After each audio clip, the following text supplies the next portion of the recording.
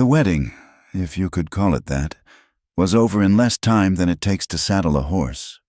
It was held in the Ocotillo Wells Chapel, a small, square building of adobe that was slowly surrendering its whitewash to the Arizona Territory. The year was 1873.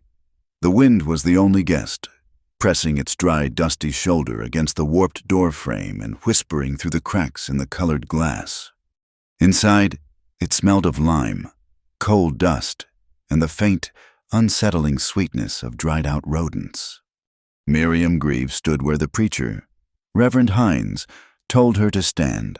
She was a tall woman, not delicate, with a spine that looked as if it had been forged from wagon steel. She wore a dress of washed-out blue, a thing so old and mended it might have been her mother's. It was clean, but it hung on her frame, suggesting she had lost weight she could not spare. Her hands, raw and chapped, were clasped at her waist. She held no flowers. She was composed, her face a mask of polite indifference.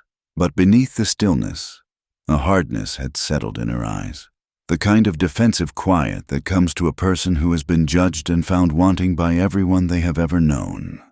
The Reverend Hines, who was also her father, could not meet those eyes. He read the service from his book with a clipped, angry rhythm, his gaze fixed on the wall above her head. The whispers in town had followed her for a new year. They said she was cast out, that she had been with child, and that the child had not belonged to the man she was supposed to marry. They said the child was gone now, buried in unsanctified ground, and that Miriam Greaves was ruined. The groom, Eli Cutter, stood a good 3 feet away from her, a distance that felt more like a mile. He was a man bleached and burned by the sun. His hair, long and dark, was powdered with the dust of 1,000 miles of trail. His clothes, denim trousers worn pale at the knee, a cotton shirt that had been washed in too many rivers, smelled of horse, sweat, and the lingering bitterness of cheap whiskey. He was 34 but looked older, the way men do when they have slept on hard ground for too long. Deep lines were carved around his eyes and mouth, the map of a life spent drifting from one cattle drive to the next, one gambling town to another. He was tired. It was a tiredness that went bone deep, a weariness of the soul that came from running, from fighting, from a past that was always just one step behind him. He had not looked at the bride, not once. His attention was on the piece of paper resting on the small lectern next to the Reverend. It was not a marriage certificate, not yet. It was a contract that granted him and this woman, Miriam Greaves, joint title to the Hemlock Ranch, a piece of land, a house, and, most importantly, a well. All he had to do was sign his name and say the words. Reverend Hines cleared his throat. "Mr. Cutter, your signature." Eli stepped forward, dipped the scratchy pen in the inkwell, and signed his name, E. Cutter. It was a quick, jagged motion. He needed this. He needed a place to stop running, a place to rest, even if it was a cursed patch of dirt with a woman he did not know. "And now," the Reverend said, his voice hollow, "the vows." The witness, a small man named Abernathy, who served as the town clerk and notary, shifted his weight. He looked at his pocket watch, eager for this uncomfortable business to be concluded. "Do you, Eli Cutter, take this woman, Miriam Greaves, to be your lawfully wedded wife?" Eli's voice was a low rasp. "I do." "And do you, Miriam Greaves?" The Reverend faltered, his paternal role colliding with his public duty. He swallowed, and his voice became harder. "Do you take this man?" Miriam's voice was surprisingly clear, devoid of any emotion at all. "I do." "Then, by the authority vested in me, by God and the Arizona Territory, I pronounce you man and wife." The Reverend snapped the book shut. The sound was like a gunshot in the tiny room. There was a long, terrible silence. "Mr." Abernathy coughed. Eli did not move. Miriam did not move. The ritual demanded a kiss, a gesture of union, but this was not a union. It was a bill of sale. "That'll be all," Eli said, breaking the quiet. He turned, not to his new wife, but to the door. "The wagon's out front." Miriam inclined her head, a short, stiff nod. Not to him, but to her father. The Reverend Hines turned his back and began to straighten the books on the lectern. Eli Cutter walked out of the chapel first. A moment later, his wife followed him into the unrelenting, white-hot glare of the desert sun. The ride to the ranch was made in silence. The wagon, procured by Eli as part of the agreement, was old, its wheels wobbling on the axle. He had one lame horse, bought for a pittance, and a borrowed mule to pull it. Miriam sat on the bench beside him, but she kept to the far edge, her hands folded in the lap of her blue dress. Eli kept his eyes on the brutal landscape. This was not grassland. This was Apache country, a place of red rock, towering saguaros that looked like silent, judgmental men, and patches of cholla that seemed to leap at you if you strayed too close. The land was hostile, beautiful in its own savage way, but it offered no comfort. It was a land that demanded everything from you and gave back nothing but survival. He felt the weight of the woman beside him. He hadn't wanted a wife. He had wanted the ranch. Old Man Hemlock, the previous owner, had been a strange, solitary veteran. His last will and testament, filed with Mr. Abernathy, had been a peculiar document. He left the ranch not to his estranged family back east, nor to the cattle baron, Mr. Beale, who had been trying to claim his water rights for years. He left it, as the will stated, to the next desperate soul who agrees to work it, provided he is not alone. The town council, wanting the land occupied as a buffer against Apache raids, had interpreted this to mean a married couple. A local lawyer, seeing an opportunity, had found Eli sleeping in a livery stable and Miriam Greaves living in the small room behind her father's church. An outcast. The lawyer had drawn up the contract. A drifter in need of land, and a fallen woman in need of a name. A perfect, miserable match. Miriam watched the land pass, her expression unreadable. She had not spoken since the chapel. She seemed to be counting the miles by the slow, painful creak of the wagon wheel. She was a preacher's daughter, cast out from the only home she knew. This wagon, this silent, sun-darkened man, this broken-down ranch, this was her new life. A prison, perhaps, but one of her own choosing. It was, at least, a place to be. After 2 hours, Eli pulled the wagon to a halt. He gestured with his chin. "This is it." Miriam looked. She saw nothing but cracked, dry soil, a scattering of mesquite, and a low rise of rock. Then she saw the house. It was more of a shack. The roof was patched with tin and old canvas. The porch had collapsed on one side. But it was the barn that held the eye. It was not just in disrepair. It was caved in. The main beam had snapped, and the entire structure had folded in on itself. A skeleton of rotted wood. "The contract," Miriam said, her first words since the ride began. "Mentioned a barn." "It's there," Eli said, stepping down from the wagon. "Just not standing." He walked, not to the house, but past it, toward the well. This was the prize, the water. He looked down into the stone-lined darkness. The air that rose from it was thick, smelling of stagnation and something else, something rotten. The rumor in town, the one Sheriff Cole had mentioned to him in passing, was that Old Man Hemlock hadn't just died. He'd been found head first in this well, a bullet in his back. The ranch was cursed, they said. Eli picked up a stone and dropped it. He waited. 1, 2, 3. A faint, sick-sounding plunk. There was water, it was low, and it was foul, but it was there. Miriam had not followed him. She was standing by the wagon, holding a single, small carpet bag. She looked at the house, at the broken barn, at the endless, empty desert surrounding them. Eli watched her, expecting tears. He had seen women weep over lesser things. She did not weep. She squared her shoulders, walked to the front door of the shack, and pushed it open. It scraped against the floorboards. Protesting, she stepped inside. Eli followed, ducking his head under the low frame. The inside was one room. One single, dirt-floored room. A rusted stove stood in one corner, its pipe disconnected. A crude table and one broken chair lay on their side. In the far corner, against the wall, was a narrow bed frame, upon which rested a mattress stained dark with sweat and filth. The air was thick with the smell of rat droppings and decay.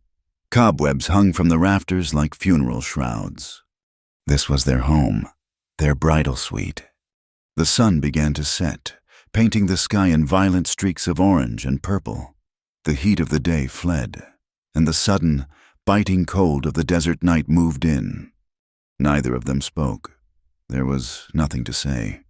The reality of the contract, of their mutual desperation, had settled upon them. Eli felt a surge of resentment, a hot, angry feeling. He was tied to this place, tied to this woman. Miriam set her small bag on the floor. She looked at the filthy mattress, then at Eli. Her face was pale in the twilight.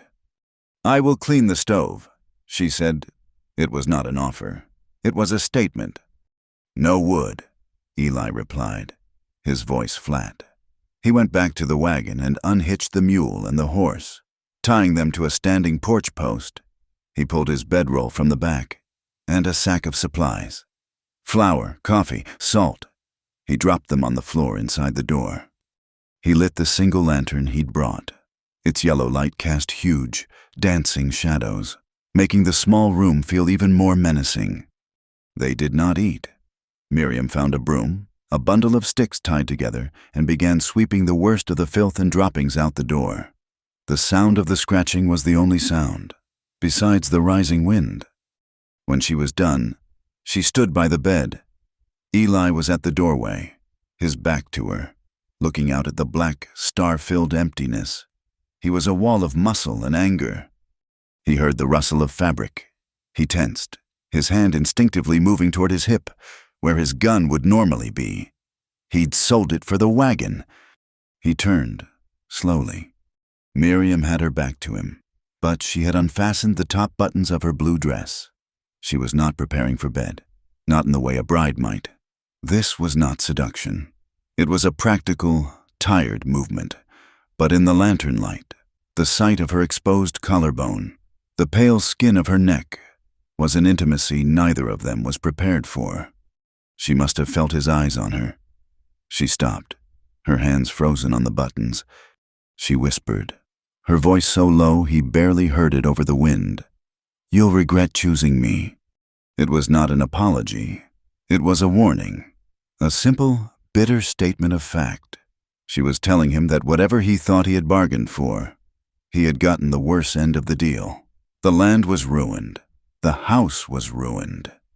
And she was telling him, was ruined, too. Eli looked at her, at the defiant set of her shoulders. He saw the scandal the town whispered about. He saw the hardship that had hardened her, and the deep, buried grief beneath it. He saw a survivor, and survivors were complicated. He was too tired for complicated. He turned back to the door, picked up his bedroll, and tossed it onto the floor in the corner farthest from the bed. "The floor suits me," he said. He sat, pulled off his boots, and lay down, facing the wall.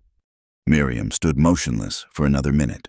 Then she finished unbuttoning her dress. She laid it neatly over the broken chair, in her thin cotton shift. She climbed onto the filthy mattress, pulling a coarse blanket up to her chin. The lantern burned for another hour, painting the room in yellow light, before Eli reached over and turned it off, plunging them both into a heavy, shared darkness. Eli was gone before sunrise. Miriam awoke to an empty room. The only sign he had been there was the indentation in the dirt floor where his bedroll had been. She got up, dressed, and went outside. The lame horse and the mule were still tethered, and a bucket of water, likely pulled from the foul well, sat near them. He had done his chores, at least. She found the sack of supplies. Flour, salt, baking soda, coffee, no meat, no sugar. She looked at the rusted stove, her first task. Eli Cutter rode the mule into Ocotillo Wells. The horse was too lame for the journey. The town was already awake. A scattering of wooden storefronts and saloons along a single-wide, dusty street. He went to the mercantile, the bell above the door announcing his arrival. The proprietor, a man named Henderson, stopped sorting cans and looked at him. A few women in bonnets, gathered by the fabric bolts, stopped their conversation. Eli felt their eyes on him. He was no longer just a drifter. He was Miriam Greaves's husband. He was the man who had taken the fallen woman and the cursed ranch. They were measuring him, judging him. "Need supplies," Eli said, his voice grating in the quiet. "Nails, hammer, if you got one, axe and rope, good rope." "Going to fix up the hemlock place?" Henderson asked, his tone neutral, but his eyes curious. "Going to try." "That'll be cash," Henderson said. Eli put the last of his silver on the counter. It was not much. It covered the tools and a slab of salt pork. As he was leaving, a shadow fell across the doorway. "Mr. Cutter." Eli turned. The man was tall, wearing a badge. Sheriff Cole. He was older than Eli, with a weathered face and eyes that had seen too much. "Sheriff," Eli acknowledged. "A word," Cole said, nodding toward his office across the street. Eli followed. The office was small, smelling of stale cigar smoke and gun oil. Cole sat behind his desk and gestured for Eli to take the chair. Eli remained standing. "Just wanted to give you a neighborly warning, son," Cole said, leaning back. "That land you've laid claim to, it's got a complicated title. The contract was legal. Abernathy signed it." "Legal, yes, but legal and right ain't always the same thing out here. Mr. Beale, who runs the Circle B, he believes that land, and more importantly, that well belongs to him. Says Hemlock owed him a marker. That's between Beale and a dead man." "Not anymore," Cole said, his voice hardening just a fraction. "It's between Beale and you. Beale is not a patient man. He's got 30 riders on his payroll.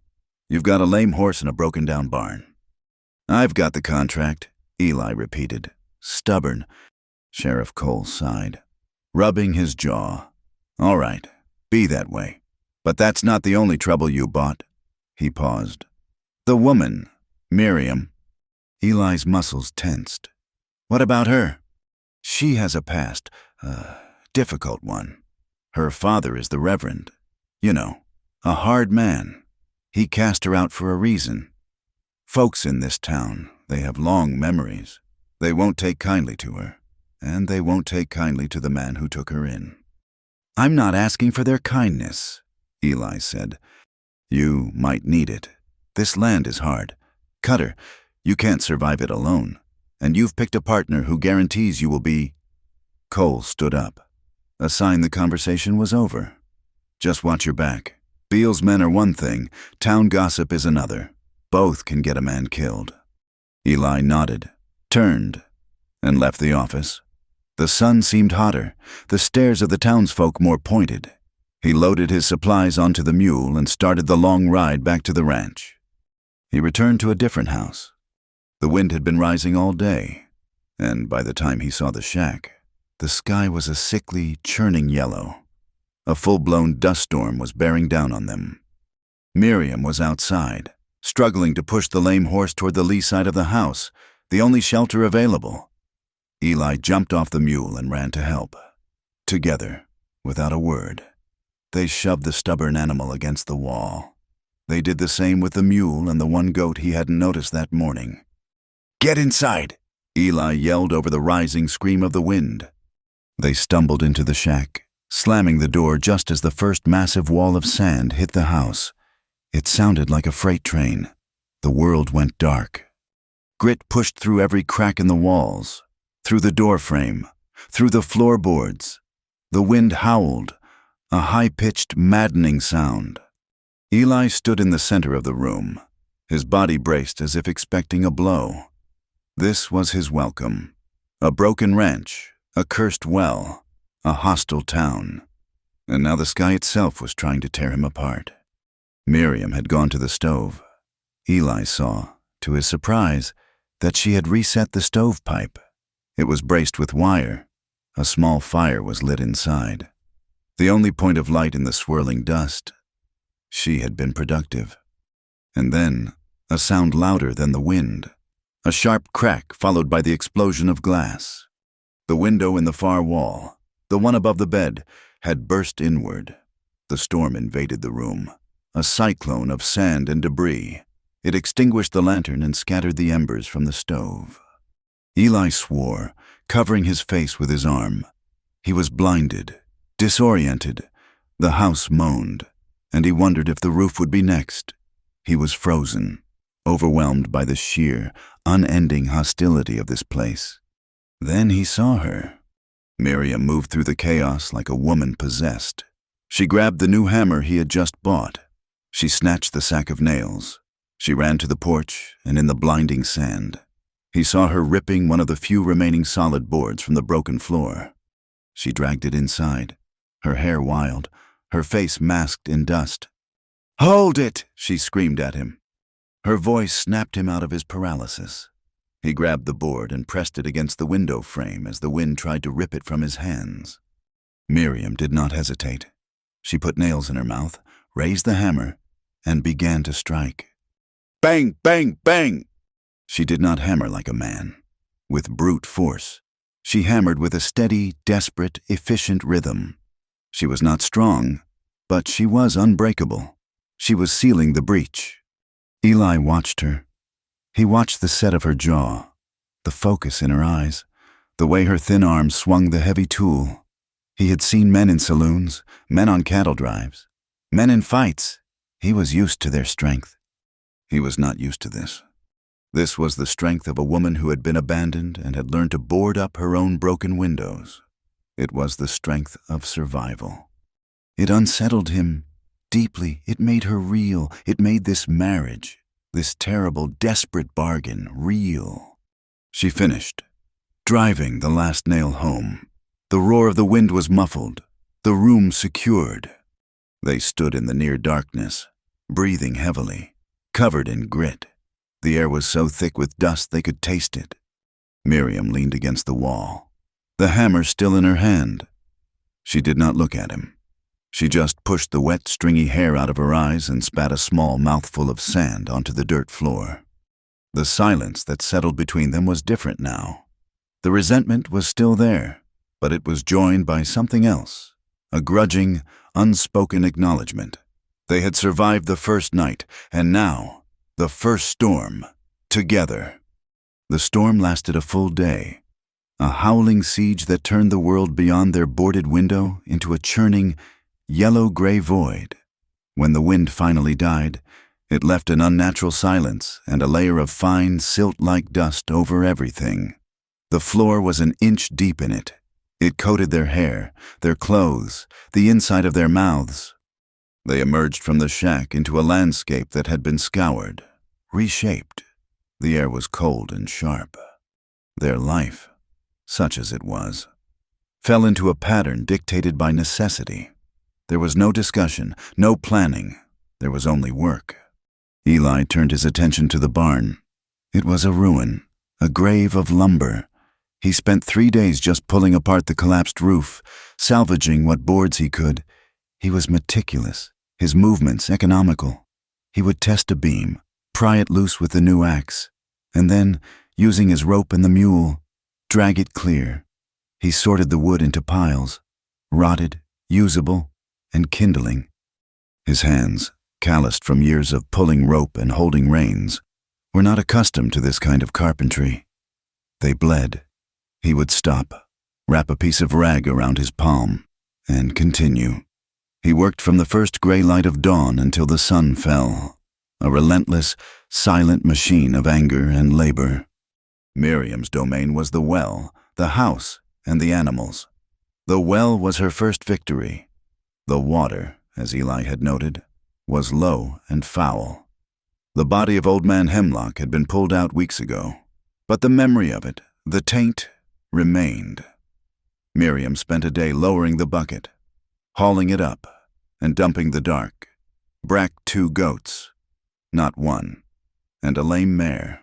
The goats, a nanny and a kid, were her only source of milk.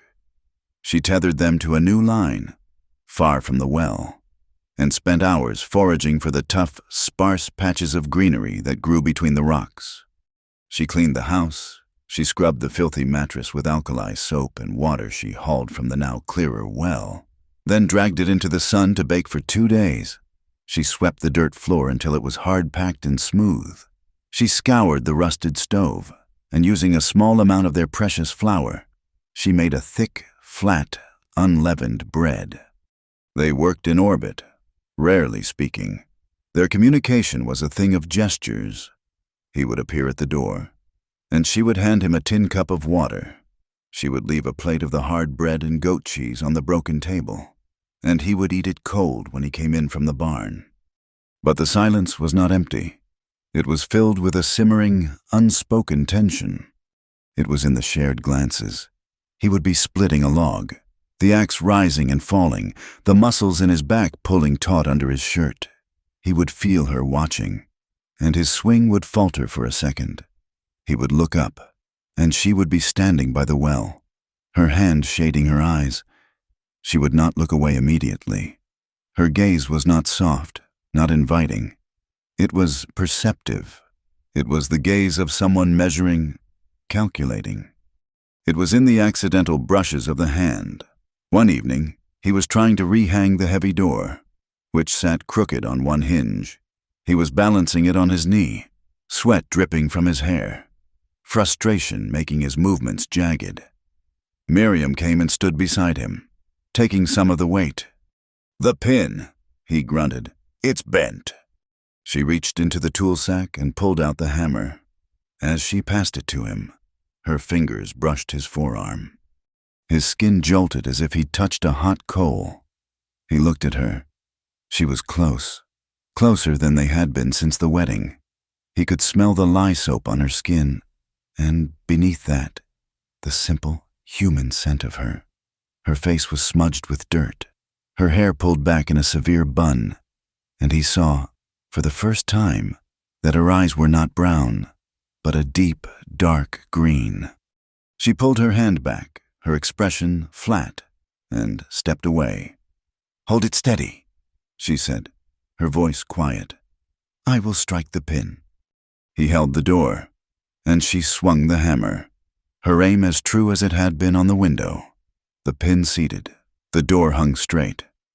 "It'll hold," she said, and walked away. Eli stood there for a long moment, the feeling of her skin still humming on his arm. He was unsettled, a feeling he despised. He preferred the clean lines of anger, of exhaustion. This awareness of her was a complication. Miriam, for her part, remained distant. She had walled herself off, but she watched him. She saw things. She saw that he never sat with his back to the door. She saw that he ate standing up, like a man ready to run, and late one night, when he thought she was asleep, she saw him by the low fire, rubbing his left side, his face tight with a pain that was more than just the day's labor. She said nothing. A few weeks into this armed truce, the incident with the tin box occurred. Eli had finished sorting the lumber and was beginning to frame a small, 3-sided shelter for the animals.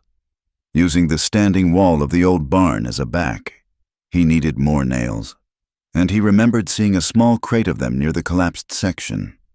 He went to the ruin as twilight settled, the sky a deep, bruised purple.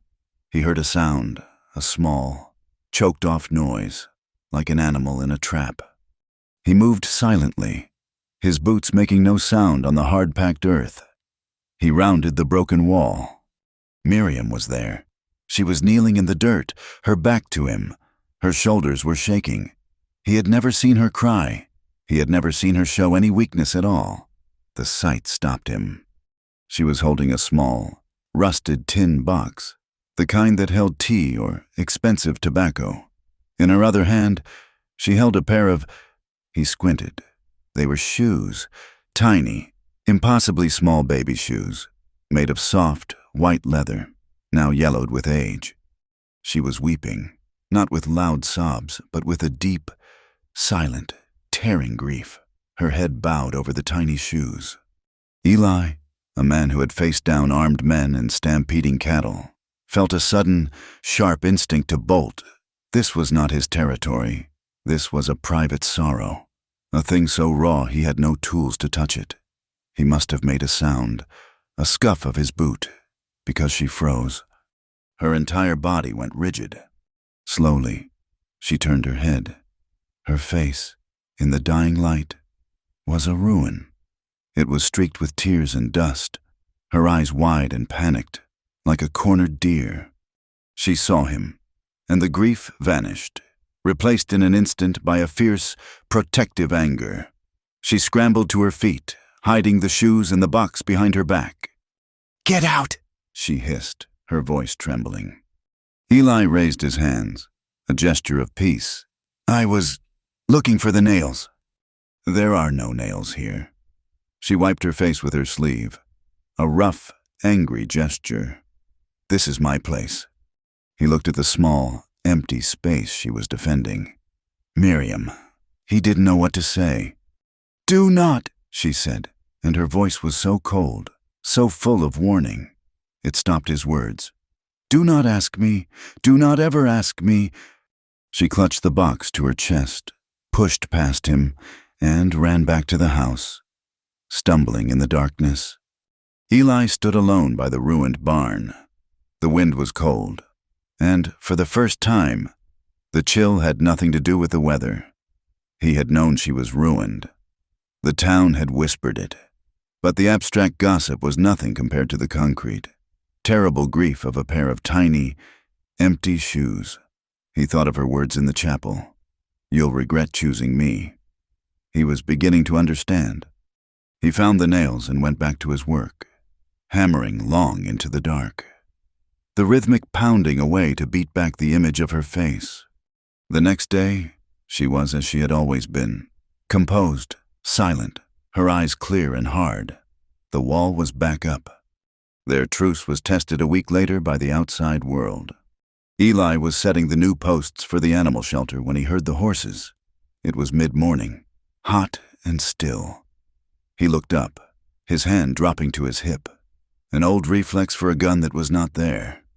3 men were riding toward the house. They were not drifters.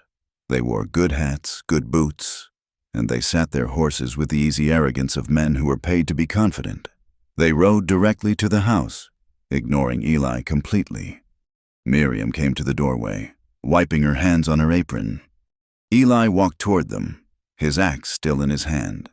He stopped about 20 feet from the lead rider, a man with a thick, sun-bleached mustache and a silver concho on his hatband. "Ma'am," the man said, touching the brim of his hat to Miriam. He then turned his gaze to Eli, his eyes appraising, dismissive. He looked at the axe. "That's a lot of work for a place that ain't yours." "It's mine," Eli said. "The contract is filed in town." "Contracts can be misfiled," the man said, smiling. It was not a pleasant smile. "My name is Tanner. I'm foreman for Mr. Beale. Over at the Circle B, Mr. Beale. He's a reasonable man. He understands that this land, and especially this well, was promised to him by old man Hemlock." "Then he should have gotten it in writing," Eli said. Tanner's smile faded. Hemlock was not a man for writing. He was a man for drinking, and he drank a lot of Mr. Beale's whiskey, on a line of credit, a line secured by this spring. "That's not what the will said." "Wills," Tanner spat, "are for lawyers. We're cattlemen. We see this differently. Mr. Beale is prepared to be generous. He'll pay you $50, cash, for your trouble, for the contract and for the lady." The insult hung in the hot, still air. Eli's grip tightened on the axe handle. $50. For the land and for her. The land's not for sale, Eli said, his voice low and dangerous. Tanner looked at his two men, then back at Eli. He sighed. A theatrical gesture of disappointment. That's a shame. This is hard country, friend. Hard to build something. Awful easy for things to get torn down. A fire, maybe, or a man's stock. They just wander off. Or get sick. You understand. It was a clear, unambiguous threat. I understand. Eli said, You can tell Mr. Beale that if he wants this land, he'll have to come and take it. Tanner stared at him for a long, heavy moment. He looked at Eli, standing alone with an axe. He looked at the half-built shelter, the lame horse, the broken house, and he looked at Miriam, who was standing in the doorway, her face pale, her expression unreadable. She was just silent, a ghost at her own haunting. Tanner chuckled, a dry, humorless sound. You're a fool, Cutter, but it's your funeral. He turned his horse. You'll be hearing from us. The three men wheeled their horses and galloped away, leaving a cloud of dust that settled slowly over the yard. Eli stood there until they were gone, his knuckles white on the axe. He was shaking, not with fear, but with a cold, pure rage. He turned, breathing hard, and looked at Miriam. She was still in the doorway, frozen. Well, he bit out, you have nothing to say? Miriam flinched, as if he had struck her. What is there to say? You told them no. You just stood there, he exploded. The frustration of the last weeks, the silence, the tension, all boiling over. You just stood there and let him talk. You let him look at you. You didn't say a word. He wanted her to be angry. He wanted her to be scared. He wanted her to be something.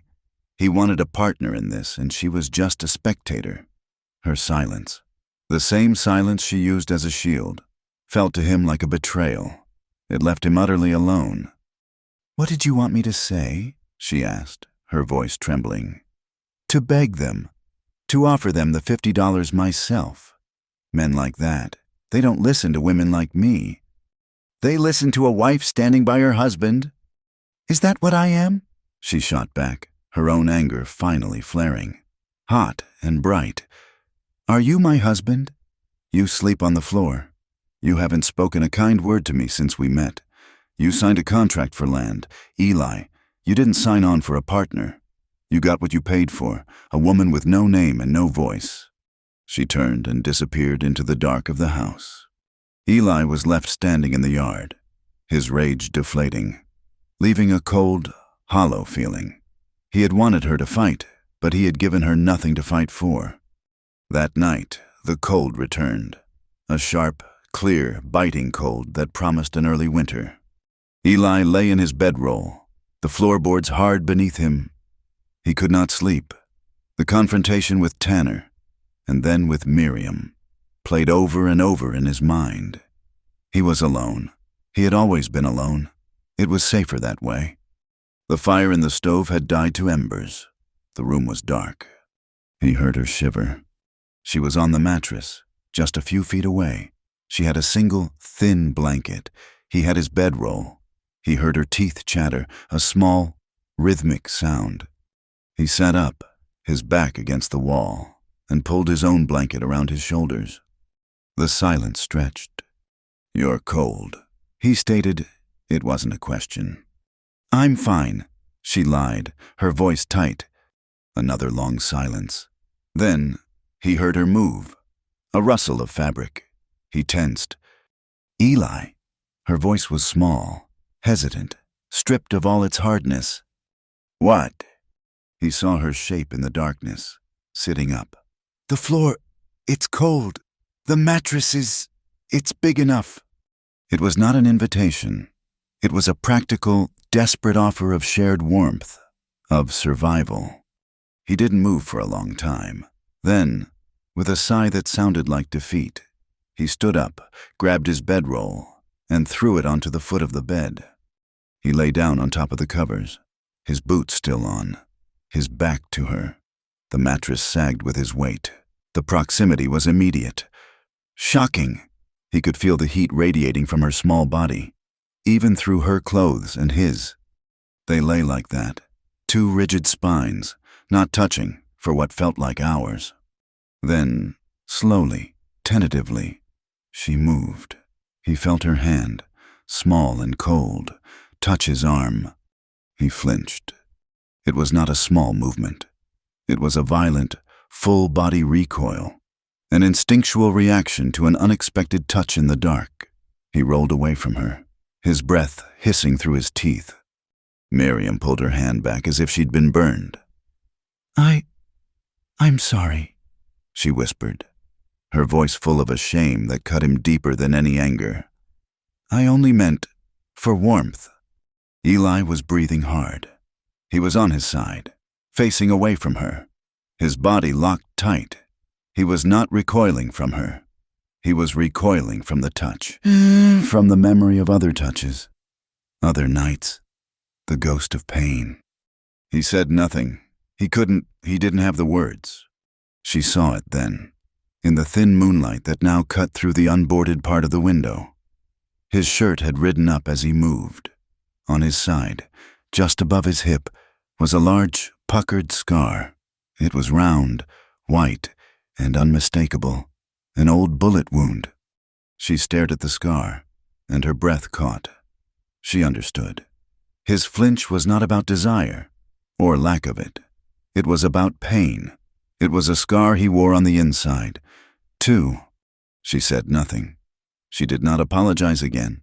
She simply lay back down, pulling her thin blanket up to her chin, and gave him his space. 2 days later, the sky turned yellow again. It was not the fast, violent storm of their arrival. This was a different beast. The wind rose slowly, a steady, mournful moan that built over hours. By noon, the sun was a faint, reddish circle. By mid-afternoon, the world was gone. A brutal, grinding sandstorm descended on the small ranch, a wall of grit that blotted out the sky.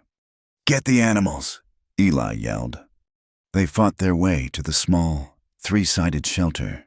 They pushed the horse, the mule, and the 2 goats inside, and Eli used the last of his salvaged boards to create a flimsy, 4th wall, bracing it with his own body weight. "Inside!" he shouted to Miriam. "Stay there!" They ran to the house, the sand already blinding, stinging their faces like needles. They fell inside, slammed the door, and dropped the bar. The world was reduced to the 4 walls of the shack. The sound was deafening, a constant, high-pitched scream that seemed to come from inside their skulls. Sand began to pour through the cracks, a fine, unstoppable mist. They sat in the dim, yellow light, the air growing thick and hard to breathe. The storm did not stop that day. It did not stop that night. They sat, trapped. They ate the last of the hard bread. Eli checked the door bar. Miriam checked the stovepipe. There was nothing else to do. On the 2nd day, the inactivity became a kind of madness. The room, which had seemed barely adequate, now felt like a coffin. They were always in each other's space. If he stood, he was near her. If she sat, she was near him. The silence, once a barrier, was now unbearable, louder than the wind. Eli was pacing, 3 steps one way, 3 steps back. "Sit down," Miriam said, her voice strained. "You're stirring the dust."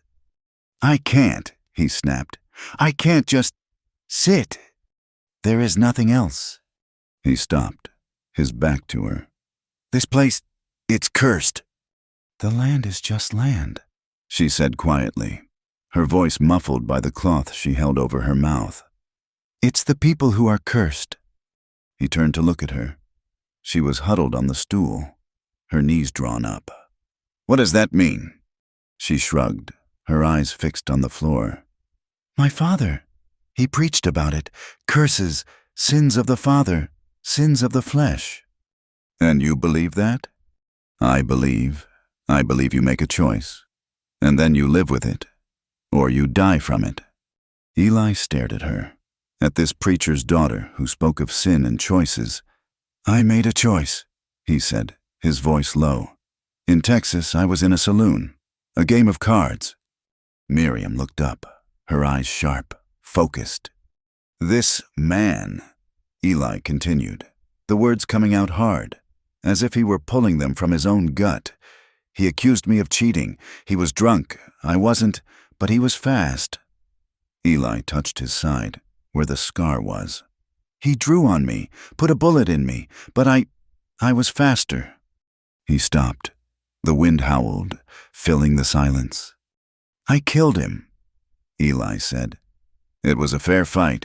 The sheriff said so. But his brothers didn't see it that way. I've been drifting ever since. From Texas to Kansas, Kansas to here, always looking over my shoulder. He had confessed it, the core of his running. Miriam was silent for a long time. The wind seemed to be listening. So you ran, she said. Wouldn't you? I did, she whispered. I was supposed to marry a man from my father's church. A good man, a widower. He was safe. She paused. But there was someone else, a vaquero. He worked on a nearby ranch. He was not safe. He was... She stopped, the memory too painful. I chose wrong, she said, her voice flat, echoing her words from the storm. I shamed my father. I shamed the church. He sent me away. He found me this arrangement, a drifter in need of land. A ruined woman. It was a neat solution. It cleaned his hands of me. She looked at him, her green eyes clear and empty. So you see, Eli, we are both cursed. You, by a man you killed. Me, by a man I chose. The air in the room was thick, not just with dust, but with the weight of their partial, broken truths. The storm lasted 3 days. On the third night, the wind finally, blessedly, began to die. The high-pitched scream dropped to a low moan, and then to a whisper. They were exhausted. The air was barely breathable. They were covered in a fine, gritty film. The fire was out. The shack was cold. Eli looked at the floor, at his bedroll, now half buried in a drift of sand. He looked at the bed, where Miriam sat, shivering. He did not speak. He walked to the bed. He pulled back the dusty blanket. He lay down, not on top of the covers, but under them. He did not take his boots off. He lay on his back and stared at the dark ceiling. It was not tender. It was not forgiveness. It was human. It was 2 survivors, too tired to fight the cold, or each other, any longer. Miriam lay beside him, her back to him. The space between them was a cold valley. In the deepest part of the night, when the silence of the world was absolute, she shivered. And then, slowly, as if she were afraid he would bolt, she rolled onto her side, facing his back. She moved her arm. She put her hand on his waist. Eli's whole body went rigid. He did not breathe. She did not move her hand. She just held on. She was not asking for passion. She was asking for an anchor. She was holding onto the only other living thing in this cold, dark, terrifying box. He lay still. He did not pull away. He did not stop her. He just let her hold on. He did not sleep. He lay there, feeling the small, cold weight of her hand on his waist, until the first gray light of dawn broke through the dust-caked window. When Miriam awoke, the sun was streaming in. The air was clear, cold, and still. The storm was over. She was alone in the bed. She sat up. The shack was empty. The door was open. His bedroll was gone. She got up, her body stiff and sore, and went to the doorway. The world outside was clean, as if newborn. The sun was bright. The sky was a brilliant, cloudless blue. Eli was nowhere to be seen, but the mule was gone. He had gone to town. He had left her, alone, after the storm and after the night, without a word. The coldness of his absence felt sharper than the storm. Eli did not return that day. He did not return the next. Miriam was left alone in the wreckage of the storm. The silence he had left behind was worse than the wind. She told herself she did not care. He was a drifter. Drifting was what he did. This was her pattern. Men left. Her father had cast her out. The father of her child had vanished. This man, this stranger, was no different. She worked until her hands were raw. She cleared the sand from the house, her movements sharp, angry. She resecured the animal shelter, her body aching from the 3 days of tense confinement. She milked the single goat that had survived the storm, its kid bleating nervously beside it. The anger was a shield, but beneath it, a cold fear settled in. Not a fear of the land, or of Beale, but of the crushing, familiar loneliness. The night they had shared the bed, his hand at her waist. It had been nothing. It had been warmth, a temporary truce against the cold. She had been a fool to think it was anything else. On the evening of the 3rd day, she heard the mule. She was by the well, her back to the trail. She did not turn. She heard the slow, tired clip-clop, the creak of the wagon. She expected him to ride up, drop his supplies, and retreat into his silence. But the sound was wrong. The footsteps were uneven. She turned. Eli was not riding the mule. He was walking beside it, one hand on its harness, leaning on it for support. He was limping. Her anger evaporated, replaced by a sudden, sharp dread. She walked toward him as he came into the yard. He was a ruin. His face was swollen, his left eye puffed and darkening to a deep, ugly purple. His lip was split, caked with dried blood. His shirt was torn at the shoulder, and his knuckles were raw, scraped down to the bone. He had not fallen. He had been in a fight, a bad one. "Eli," she breathed, stopping a few feet from him. "Needed supplies?" he grunted. He motioned to the wagon, where a sack of flour and another of feed sat. He would not look at her. He pushed past her, his limp pronounced, and began to unhitch the mule. His movements were stiff, pained. "You're hurt," she said. It was a statement, not a question. "I'm fine." He untied the rope, his hands fumbling, his raw knuckles brushing the harness. He winced, hissing a breath through his teeth. Miriam went into the shack and came back with a bucket of clean water and a strip of cloth she had torn from an old shift. He was standing by the well, his head bowed, his shoulders slumped. The fight, whatever it had been, had taken everything out of him. She set the bucket on the well's stone lip. "Sit," she said. "I said I'm fine." "Sit down, Eli." Her voice was not gentle, but it was firm. It was the voice she had used on the unbroken mule. To her surprise, he did. He sat heavily on the edge of the well, his body folding in on itself. He looked exhausted, not just in body, but in spirit. She dipped the cloth in the water. It was cold. She reached up to his face. He flinched. Not a big movement, just a tensing of his muscles, a tightening of his jaw, but he did not pull away. "This will hurt," she said. "It already does," he muttered. She gently dabbed at the split lip. He was clean-shaven. She realized he must have gone to the barber. The thought was strange, disconnected. He had paid a man to shave him, and then he had walked into a fight.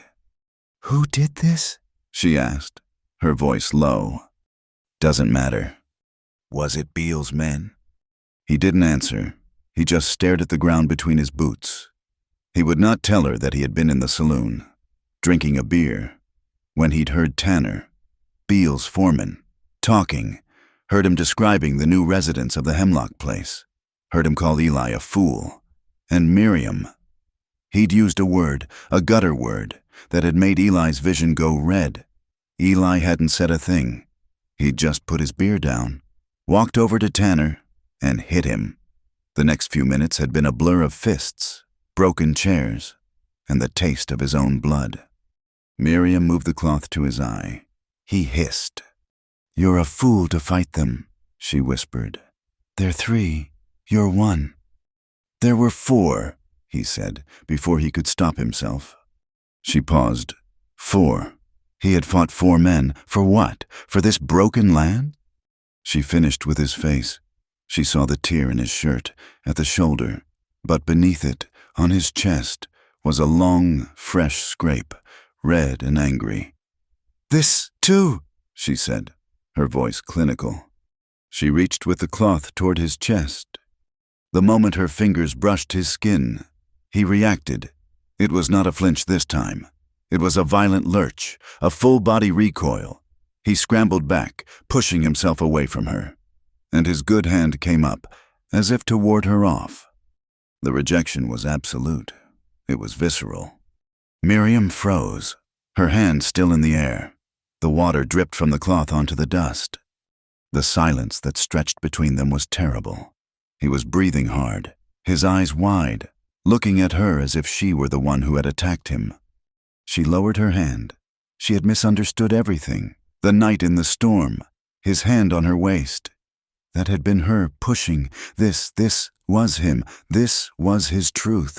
He could not bear her touch. He had fought. He had come home bloodied. And the sight of her, the touch of her, repulsed him. She looked down at the rag in her hand. She felt a cold, familiar shame settle over her. She was the woman from the church, the punishment, the one who was unclean. She spoke, her voice flat, so quiet it was almost swept away by the evening breeze. "You don't have to want me, Eli. I'm used to being a punishment." The words hung in the air.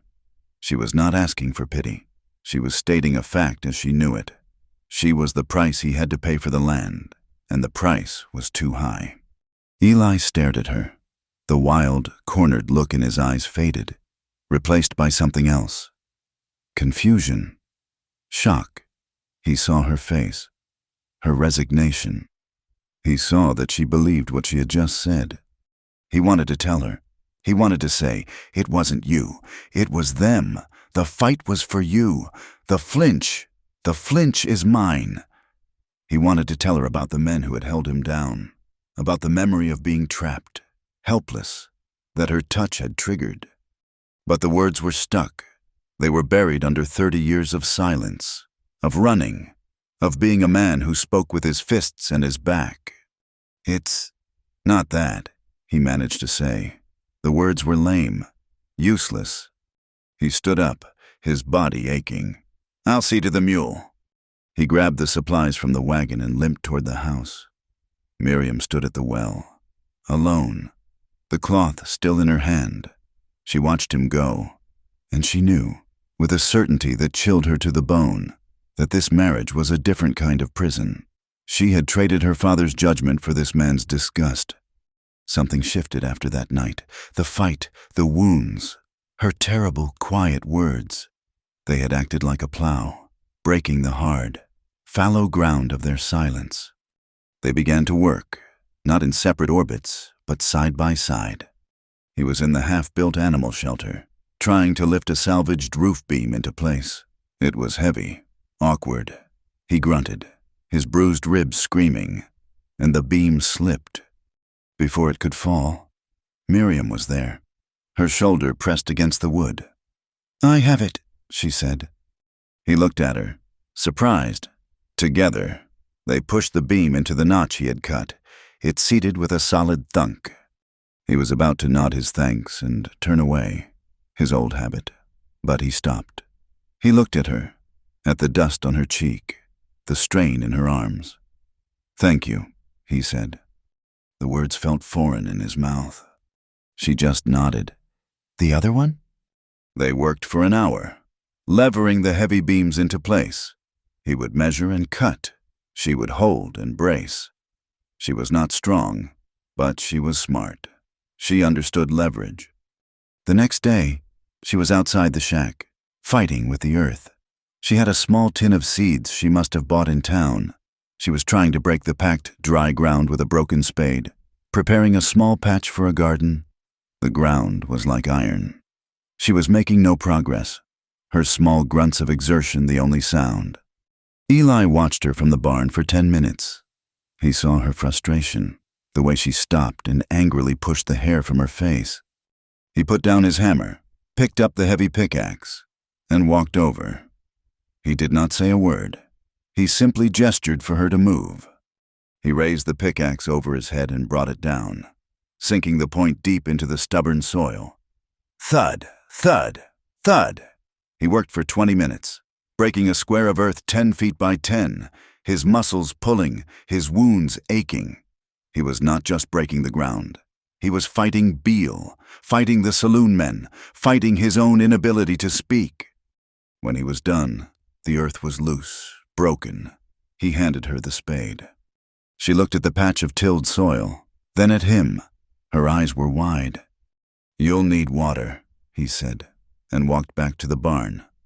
The garden became her obsession. She planted corn, beans, and squash. She hauled water from the well, bucket by bucket. It was a hopeless, defiant act against the desert.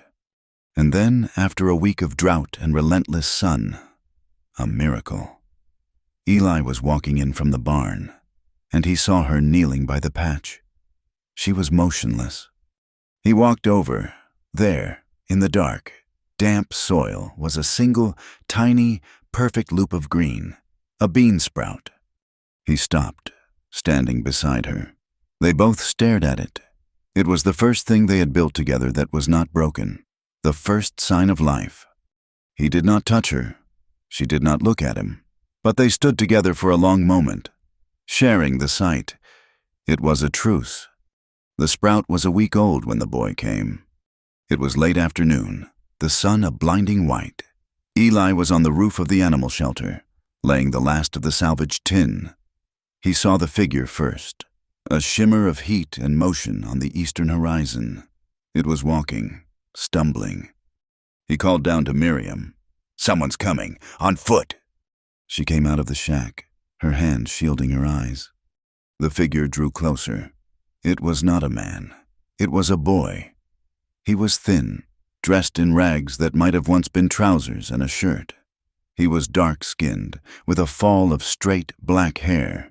He looked to be 10, maybe 12 years old, and he was walking with a limp, clutching his side. He looked half-starved, his ribs visible under his torn shirt. He stopped at the edge of their yard, near the broken fence line. He was 30 yards away, but his eyes were fixed on the well. He looked like a coyote, wild, wary, and desperate. "Apache," Eli said, his voice low. He came down the ladder, the hammer still in his hand. In this territory, an Apache boy, alone, meant trouble. It meant a raid had failed, or a village had been scattered by the cavalry. It meant danger. "Keep walking, boy," Eli shouted. "Nothing for you here." The boy did not move. He just stared, his chest heaving. Miriam walked past Eli. "Miriam, no," Eli said, grabbing her arm. "You don't know." She pulled her arm free. "I know he's a child," she said. She walked slowly toward the boy, her hands open and visible. "It's all right," she said, her voice soft. "We won't hurt you." The boy flinched, taking a step back. He said something, his voice a dry rasp. "Agua," he whispered. "Water."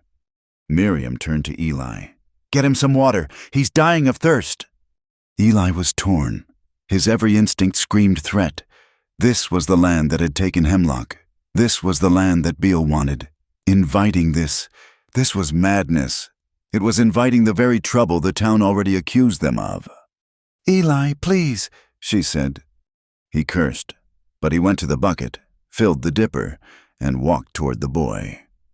He stopped 10 feet away and set the dipper on the ground. "There, take it and go." The boy limped forward, his eyes never leaving Eli. He snatched the dipper, drank the water in 3 long, desperate gulps, and then collapsed, his body giving out. Miriam ran to him. She knelt, turning him over. His face was burning with fever. "He's sick," she said, looking up at Eli, her eyes pleading. "We can't leave him." Eli looked at the sky. He looked at the small, feverish boy. He looked at his wife, kneeling in the dust. He was trapped. "One night," he said, his voice hard. "We feed him. One night, then he's gone." He scooped the boy up. He was lighter than a sack of feed. He carried him into the shack and laid him on the bed. The boy's name was Nathaniel. He spoke little English, just water, no, and thank you. He had a fever that raged for 2 days. Miriam sat by the bed, cooling his head with damp rags. She fed him goat's milk broth, drop by drop. Eli watched, his arms crossed, from the doorway. He watched her gentle, capable hands. He watched the way her face, usually so hard and composed, softened as she tended to the boy. He was watching a woman he did not know. On the 3rd day, the fever broke. Nathaniel woke up, his dark eyes clear and observant. He sat up and, seeing Eli, scrambled off the bed, retreating to the corner. "It's all right," Miriam said. "He won't hurt you." Nathaniel did not stay in the house. He seemed to prefer the animal shelter, and he made himself a bed of straw near the goats. He was silent, but he began to help. He carried water for the garden. He fed the lame horse. He was quick, and he was smart. He watched everything Eli did, his eyes following the hammer, the axe, the rope. A week passed. The boy stayed. Miriam needed salt and more flour. The trip to town was unavoidable. "The boy stays here," Eli said. "He won't," Miriam replied. "He's terrified. He follows me like a shadow. He needs medicine for his feet. They're cut." "It's a mistake," Eli said. "You, me, that's bad enough. You, me, and him." "We need the salt," she said, her voice final. They rode in the wagon, Eli, Miriam, and the dark-skinned boy sitting between them. Ocotillo Wells stopped when they arrived. It was not subtle. Mrs. Henderson, the mercantile owner's wife, was sweeping the boardwalk. She saw them, and her broom simply stopped. 2 miners, coming out of the saloon, stopped and stared. A preacher's daughter, the town scandal, living with a drifter, that was gossip. That same woman, now riding in with a half-wild Apache boy. That was an affront. It was a disgrace to the town, to the white settlers who feared the very shadow that boy cast. Miriam kept her head high. She got down from the wagon, took Nathaniel's hand, and walked into the mercantile. The other women inside gathered their skirts, pulling away as if Miriam were carrying plague. She bought her salt, a small bottle of laudanum, and a bag of beans. She paid, her hand steady, and walked back out. Eli was loading the wagon. He saw the looks. He felt the hatred, cold and palpable. Coming from the men lounging on the saloon porch, he saw Tanner, Beale's foreman, standing there, a fresh bruise on his own face. Tanner saw Eli, and a slow, ugly smile spread across his face. "Hurry up," Eli said to Miriam. They rode home in silence. The tension in the wagon thick enough to cut. They knew, before they even reached the yard, it was too quiet. The kid goat was not bleeding. Eli pulled the wagon to a halt. Miriam put her hand to her mouth. The nanny goat, their only source of milk, was dead. It was lying in the dust by the well. Its throat had been cut. "Oh, God," Miriam whispered. "No." Eli got down from the wagon, his movements stiff. He walked to the animal. It was a clean, professional cut. This was not the work of a coyote. Pinned to the goat's side, driven deep into its ribs with a skinning knife, was a piece of paper. Eli pulled the knife free. He unfolded the paper. The writing was crude, written in charcoal. "You picked a fine family. Cutter." Miriam made a small, broken sound, like a dying bird. Nathaniel, who had seen death, just stared, his small body rigid. Eli looked at the note. This was not Beale. Beale's threats were about land, about fire, about lost cattle. This was personal. This was cruel. This was the town. This was the women in the store, the men on the porch. This was their answer to the boy, to her. He crushed the paper in his fist, his whole body shaking with a rage so cold it burned. That night, the shack was a tomb. The loss of the goat was more than just milk. It was a message. They were outcasts. They were not welcome. Nathaniel was asleep in the shelter, having refused to come inside. Eli sat on the stool, staring into the low fire in the stove. The door was barred. Miriam sat on the bed, her hands clasped so tightly her knuckles were white. She was rocking, a small, barely perceptible motion. "It's my fault," she whispered. Eli didn't look up. "It was the town. No, it's me." Her voice was dead, stripped of all emotion. "The note. A fine family. It's me. I bring this. I attract ruin, Eli. I told you. You would regret me." He looked at her then. Her face was pale, her eyes hollow. "The tin box," she said, her voice a whisper. "The one you saw. The baby shoes." Eli tensed. "Miriam, you don't have to." "His name was Thomas," she said, as if she hadn't heard him. "He was born in a small room, in a town south of here. After my father sent me away, I was alone." She was speaking to the fire, not to him. "His father, the vaquero. His name was Miguel. He was half Mexican. He was kind. He gave me the shoes. He said we would go to California." She stopped, her breath catching. "He never came for me. I think my father found out. I think his men—" She shook her head, pulling herself back. "The baby," she said, her voice breaking. "He was so small, but he was perfect. He had dark eyes, my father's eyes. He lived for 2 days. He got a fever." Her voice dropped so low Eli had to lean forward to hear. "I took him to the church. It was raining. I wanted him baptized. I wanted his soul to be safe. The deacon, he knew who I was. My father had written to them. He looked at my son. He looked at his skin. And he looked at me." She was crying now, the silent, terrible tears he had seen once before. "He said the church would not sanctify a child of sin. A mestizo. He called my baby an offense. He refused him. He turned me away from God's house." The words fell into the small, dark room, heavy as stones. "I buried him myself," she whispered. "Outside the town line, in the rocks. I wrapped him in my only good shawl. The shoes, he never wore them. I kept them. It was all I had." She was finished. The terrible, ugly secret was out. The source of the town's hatred. The past the sheriff had warned him about. It was not just that she had loved the wrong man.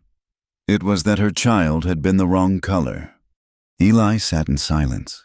He was a man of violence, of saloon fights and running. He understood that. He did not understand this.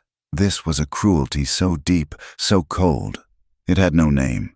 It was a thing done in the name of God. He stood up. Miriam flinched, pulling in on herself, as if expecting a blow. She thought he would leave. She thought this final, ugly truth would be the one that finally drove him away. He walked toward the bed. He stood over her. She was trembling, her head bowed, her hands covering her face. He did not touch her body. He did not reach for her hand. He leaned down, slowly, his own body stiff and aching. He lowered his head, and he kissed her, very gently, on her forehead, his lips brushing her hair. It was not a kiss of passion. It was not a kiss of love. It was a kiss of acknowledgement, a mark of respect, a silent promise. "I hear you. I am not leaving." Miriam's breath hitched. She did not move. He stood up and went back to the stool. He sat down, his back to her, and added a piece of wood to the fire. They did not speak again that night, but in the small, dark room, something had been sealed, the first tender moment they had ever shared. The tension in town did not ease.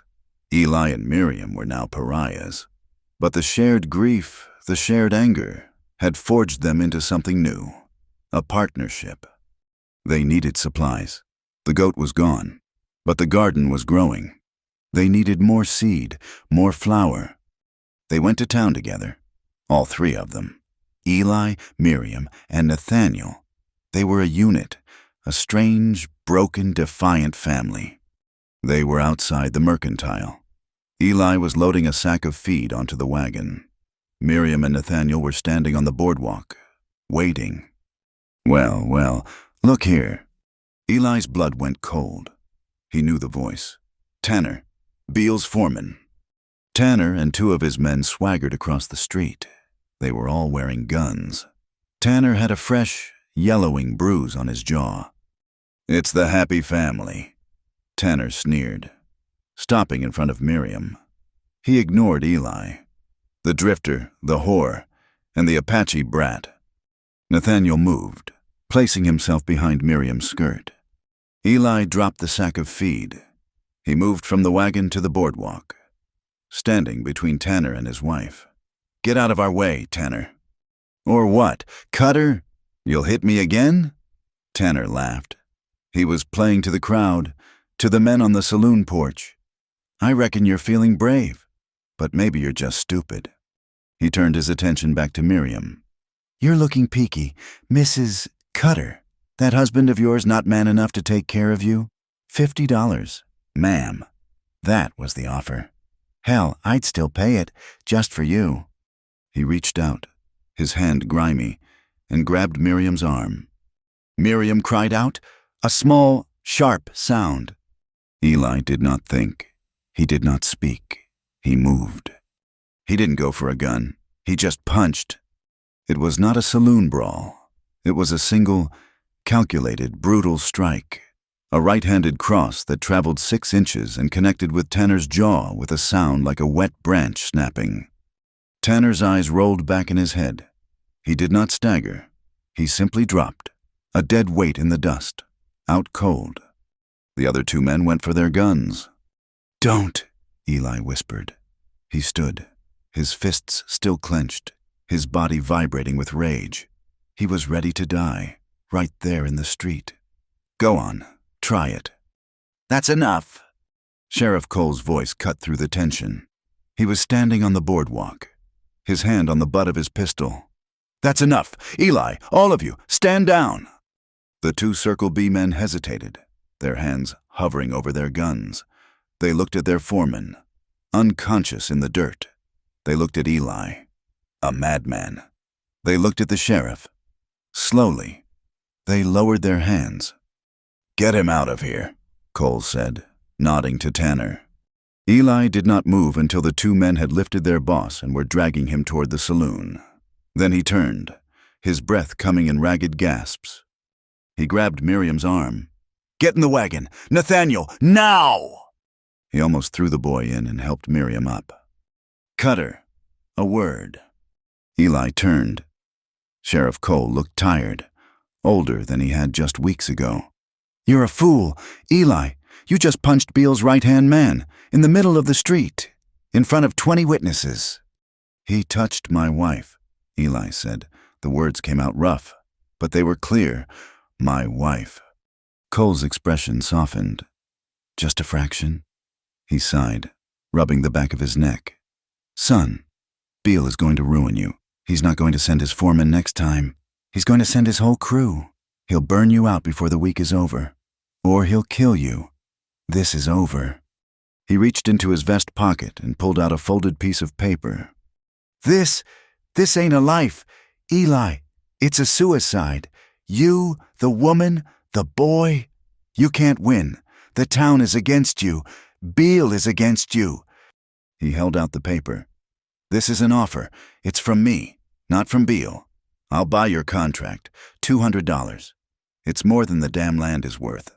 Take the money, take your family, and ride out. Go to California. Go anywhere. Just go." Eli looked at the paper. $200. It was more money than he had seen in 5 years. It was a new start. It was safety. It was a chance to finally stop running. He looked at Cole. Then he looked at the wagon. Miriam was watching him.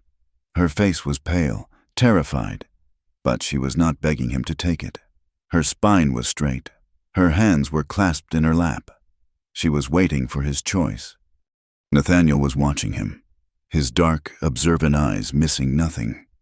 Eli looked back at the sheriff. He looked at the folded paper that represented an easy way out. He shook his head, a single, slow movement. "You're making a terrible mistake, son," Cole said, his voice full of pity. Eli turned his back on the sheriff. He climbed onto the wagon seat, picked up the reins, and slapped them against the mule's back. He drove his family home, leaving the offer of escape and the unconscious foreman behind in the dust. The ride back from Ocotillo Wells was heavy with a silence that felt different from all the silences that had come before. It was not the silence of strangers, nor the silence of resentment. It was the silence of a coming storm, of a choice made that could not be unmade. Eli's rage had burned down to a cold, hard ember. He sat straight, his split knuckles white on the reins, his eyes fixed on the horizon. He had drawn a line in the dust of Main Street. He had punched a man for touching his wife. He had used the words, "my wife," and in doing so, he had doomed them. Miriam sat beside him, her hands clasped so tightly in her lap they ached. She, too, said nothing. The sheriff's offer of $200 echoed in her head. It was an escape. It was a fortune. It was a life somewhere else, away from the whispers, away from Beale, away from the memory of a dead goat. Eli had refused it. He had refused it without even looking at her. He had chosen this. He had chosen her, and the boy, over safety. She did not know if it was bravery or madness. Nathaniel, huddled between them, seemed to understand. He did not move, his small body rigid, sensing the new, dangerous weight in the air. That night, Miriam could not sleep. She lay on the mattress, her back to Eli, who lay as still as stone beside her. She had expected him to retreat to the floor after the public violence, to rebuild the wall between them. But he had not. He had laid down beside her, a silent confirmation that the line he drew in town extended to this room. But he was distant, lost in a darkness she could not enter. Long after his breathing had deepened, she slipped out of the bed. The air was cold, and a high, thin moon cast the yard in a ghostly, silver light. She saw the flicker of a flame behind the half-built shelter. She pulled her shawl around her and walked out, her feet silent on the hard-packed earth. Eli was there, squatting by a small fire, a tiny blaze made of twigs and dried brush. He was staring into it, his face a mask of harsh shadows and light. He did not seem surprised to see her. He just continued to stare at the flames. She saw it then, a piece of folded paper in his hand, Sheriff Cole's offer. She watched as he held it over the fire, the edges curling brown, then black, before the orange flame licked up and consumed it. He held it until the fire almost touched his fingers. Then he dropped the last black, fluttering ash. He had not just refused the offer, he had destroyed it. "You should have taken it," she whispered, her voice barely carrying on the wind. He looked up at her, his face weary in the firelight. "And go where, Miriam? California? Another town to run to? Another saloon to fight in?" "Somewhere safe." "There ain't no safe places," Eli said, his voice rough. "Just places. This one is ours." He looked at the burned paper, now just indistinguishable ash. "We're staying, no matter what it costs." Miriam looked at him, at this man who had fought 4 men in a bar for her, who had punched a foreman in the street for her, who had just burned $200 for her. She had told him he would regret choosing her. She had believed she was a punishment, But as she watched him stamp out the last of the embers, a new, terrifying feeling began to take root in her heart. It was not love. It was not even affection. It was a fragile, dangerous belief. She was beginning to think he might mean it.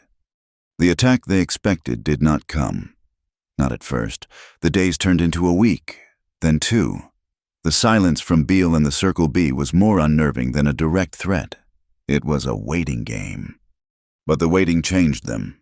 The shared danger, the choice to stay, had forged them into something new. The 3-toed footprint of their strange family, Eli, Miriam, Nathaniel, became deeper, more permanent. The garden, which Miriam had planted as an act of defiance, responded to her care. The single bean sprout was joined by a dozen more, then by the pale green feathers of corn, and the broad, tough leaves of squash. The work was endless. Nathaniel, his feet now healed, became Miriam's shadow, hauling water in a small tin can, his dark eyes watching her every move. Miriam, in turn, began to teach him. Eli would be working on the shelter. His hammer blows a steady rhythm, and he would hear her voice. He would pause, looking over. She would be sitting on the ground with the boy, a piece of flat, smooth wood between them. She used a charred stick from their fire to draw. "This," she would say, her voice patient and low, "is A for apple and Apache." Nathaniel would nod, his face serious, and try to copy the shape. Eli would watch, unseen. He watched her gentle hand guide the boys. He watched the softness in her face, a softness he had never seen before, a quiet, resilient kindness that the town's hatred, her father's cruelty, and his own coldness had not managed to kill. He had seen women in his life, women in saloons, painted and hard, and women in towns, bundled in judgment. Miriam was neither. She was like the desert itself, harsh and unforgiving, but capable of producing the most unexpected, stubborn life. His admiration for her grew quietly, a thing he did not have the words to express. Nathaniel, as they had begun to call him, became a bridge. He would follow Eli, mimicking his walk. When Eli sorted nails, Nathaniel would sort nails, his small, dark fingers pushing them into neat piles. When Eli spat, Nathaniel, after a moment's solemn consideration, would spit. It came to a head one evening. The heat had finally broken, and a cool breeze blew through the open door of the shack. They were eating inside, a rare thing, usually. They ate in shifts, standing, but Miriam had insisted. She had made a stew from a rabbit Eli had snared, thickened with their own beans. They sat on the floor, the 3 of them, around the low, rough table. It was almost peaceful. Nathaniel, reaching for another piece of bread, knocked his tin plate. The stew and the plate clattered to the dirt floor. The boy froze, his eyes wide with terror. He looked at Eli, expecting a blow. Eli looked at the spilled stew, the wasted food. He felt the old, hot flash of a drifter's anger. Wasted food was a sin. He opened his mouth, and then he looked at Miriam. She was not angry. She was watching him, her breath held. Eli looked back at the boy, who was trembling. He let out his breath, a long, weary sigh. "Well," Eli said, his voice gruff, "that's a waste of a good rabbit." Miriam, seeing that he was not angry, let out a small, choked sound. It was a laugh. It was a rusty, unused sound, but it was a laugh. Eli looked at her. Startled, a slow smile cracked his own weathered face. "Wasn't that good a rabbit?" Miriam laughed again, this time covering her mouth. Nathaniel, seeing the 2 of them, the man not angry, the woman laughing, let out a high-pitched, delighted giggle. The sound of their combined laughter filled the small, dark shack. It was the first time it was the sound of a family. Later that night, the comfortable quiet remained. Nathaniel was asleep in his straw bed in the shelter, which was now fully roofed, a solid, sturdy structure. They had even acquired a few chickens, which he guarded fiercely.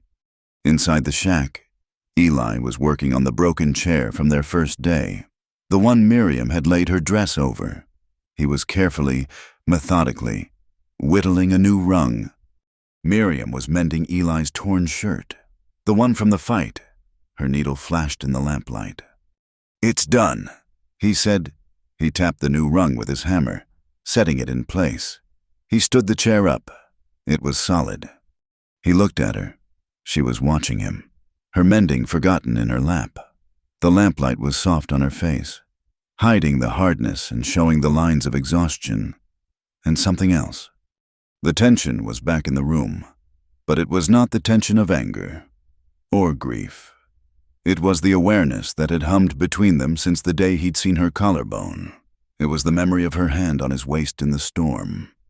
He took a step toward her. She did not look away. He stopped in front of her. She was sitting on the bed.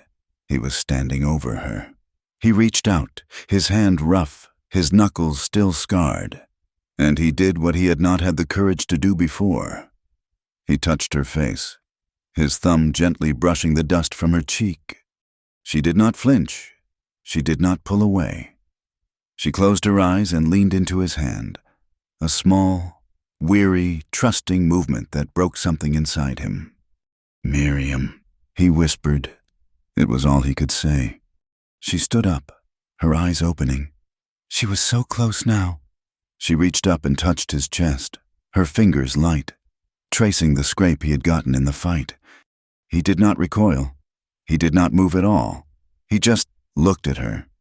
Slowly, her hands moved from his chest to the buttons of his shirt. Her fingers were hesitant, but steady. She undid the first button, then the second. She was undressing him. His hands, rougher, more clumsy, went to the laces of her bodice. It was not a thing of passion, of frantic, desperate need. It was a slow, mutual surrender. It was a deliberate, quiet, and profound act of being seen. He pulled the shirt from his shoulders, and she looked at the old, puckered bullet wound on his side. She reached out and touched its edge, her fingers tracing the scar, acknowledging his past, his pain. He did not pull away. She unlaced her bodice, letting it fall. He saw the faint, silvery stretch marks on her stomach, the testament to the child she had buried. He touched them, his fingers gentle, acknowledging her grief. She did not cover herself. They undressed one another in the lamplight, removing not just clothes, but armor, the armor of a drifter, the armor of a fallen woman. He laid her back on the mattress, the one she had scrubbed clean. He lay beside her, skin to skin. This was not the desperate huddling of the storm. This was a choice. He kissed her, and it was not the chaste, acknowledging press of his lips to her forehead. It was a real kiss, clumsy and raw and real, and she kissed him back. They came together not in desperation, but in a moment of mutual, quiet surrender, finding in each other's scarred, weary bodies a sanctuary from the world that had tried to break them both. Later, they lay tangled in the thin blankets. The room was dark, the lamp extinguished. For the first time, Eli felt a stillness in his soul. The constant urge to run, the itch in his boots, was gone. Miriam was tracing the line of his jaw, her finger light.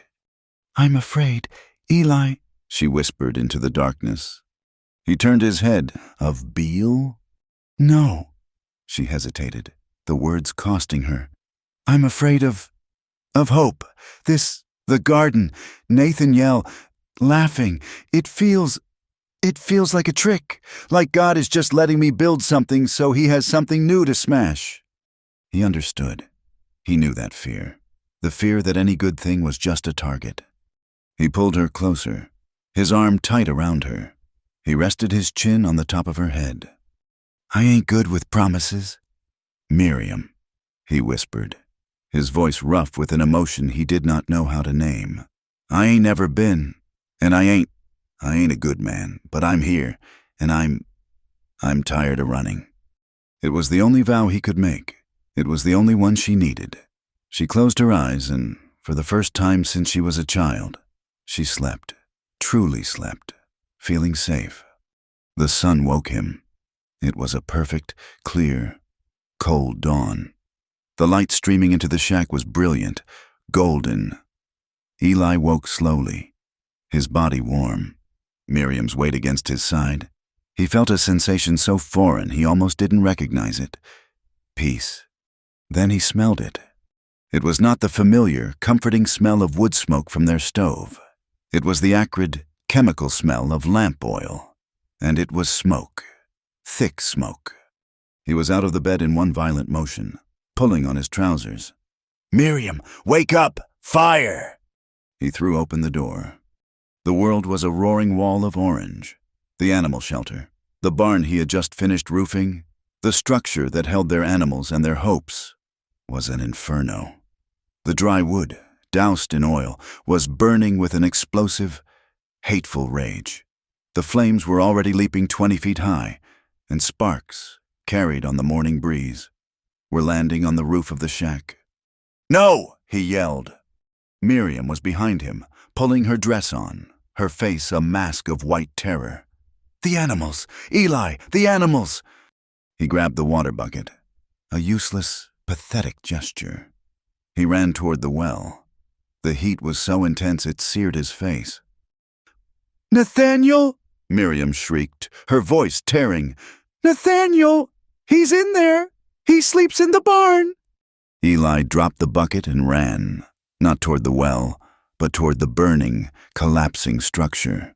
The screams of the horses, the mule, were horrific, a sound of pure, unearthly terror. "Nathaniel!" Eli bellowed, shielding his face.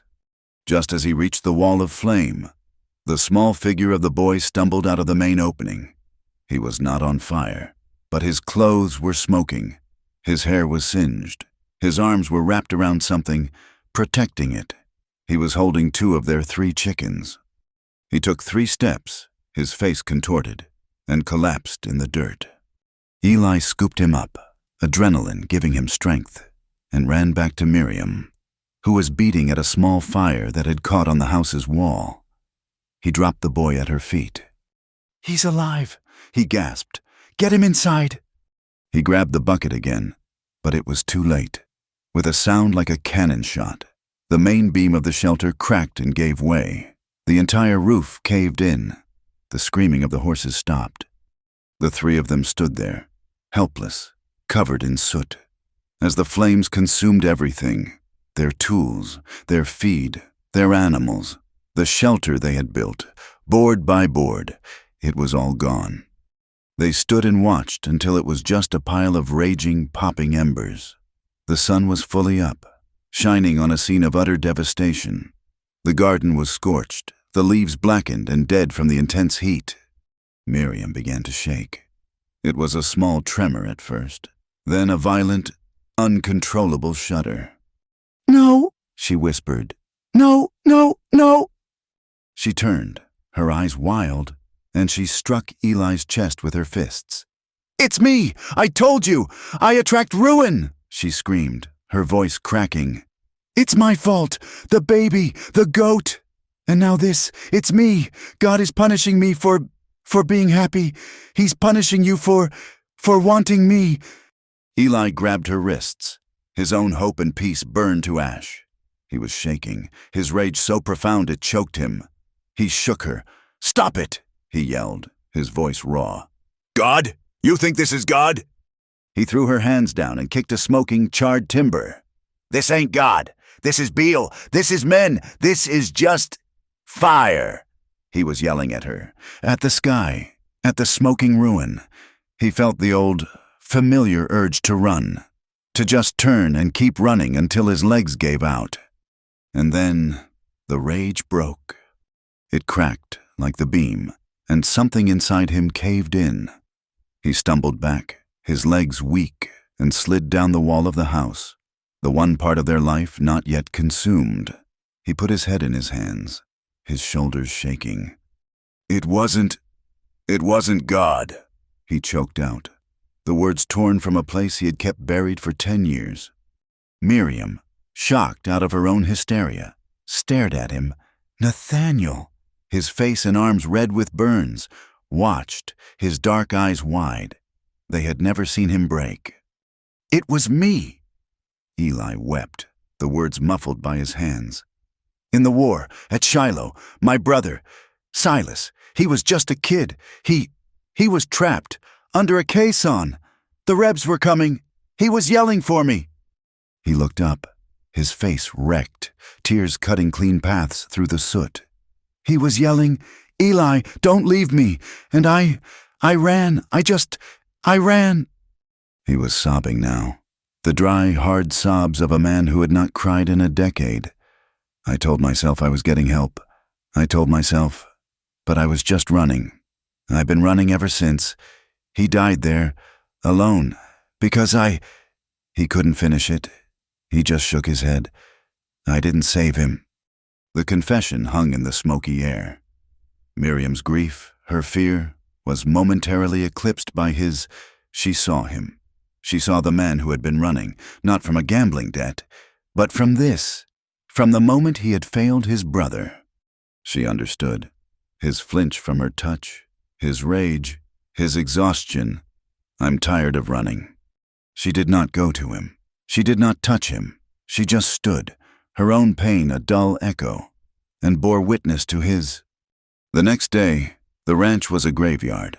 The smell of burned hair and wood, of ash and death, was suffocating. Eli sat by the well, his face a hollow mask, staring at the black smoking patch of ground that had been their barn. Nathaniel was inside, his burns bandaged with the last of their clean rags. He was in pain, but silent, his eyes closed. Miriam walked out of the shack. She did not look at Eli. She walked directly into the center of the charred wreckage. The ground was still hot, the air thick. She began to dig. She used the broken spade, the one from the garden. She dug in the corner of the ruin where Nathaniel had slept, the corner where she had first hidden her own small, secret box. Miriam, stop, Eli said, his voice hollow. Dead. There's nothing left. It's all gone. She ignored him. Her movements were methodical, focused. She was not frantic. She was on a mission. She dug through the layers of ash, soot, and burned straw. Her spade hit something hard. Not wood, not stone. Metal. She knelt, dropping the spade, and used her bare hands, digging into the hot ash. Her fingers closed around it. The rusted tin box. It was blackened. The paint blistered. The metal warped and bent from the heat. But it was whole. She pulled it from the ashes and sat back on her heels. Her hands were shaking. She fumbled with the clasp, but the heat had sealed it. She took a rock and hammered the latch until it broke. She opened the lid. Inside, nestled in the scorched, blackened tin, were the baby shoes. They were pristine. The soft, white leather was not even singed. The fire, which had consumed beams and animals and hope, had not touched them. She stared at them. It was impossible. It was a miracle. It was a sign. The ruin she believed she attracted. It had not been able to touch this, the one pure, innocent thing she had. She stood up, the open box in her hands. She walked over to Eli. He looked up at her, his eyes dead. She did not show him the shoes. She did not speak of miracles. She just held his gaze. He saw the look on her face. The hollowness was gone. The hysteria was gone. The hardness was back. But it was not the brittle armor of the woman he had married. It was the tempered, unbreakable strength of steel that had been through the fire and had not broken. "Go get water, Eli," she said, her voice clear and steady. He stared at her, uncomprehending. What? "Nathaniel's fever is rising.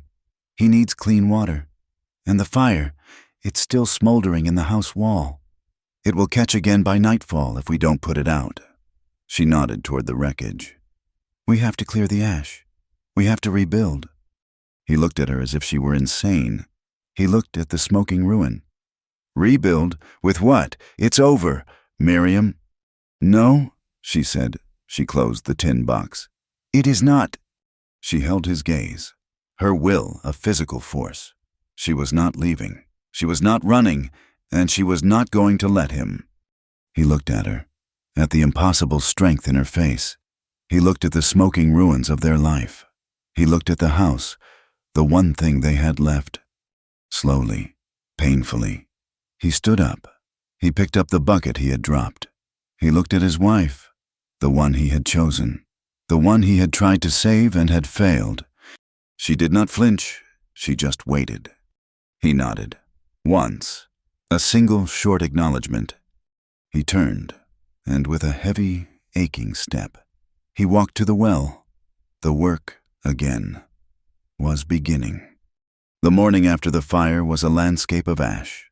The smell of it, sharp and bitter, coated the inside of their mouths.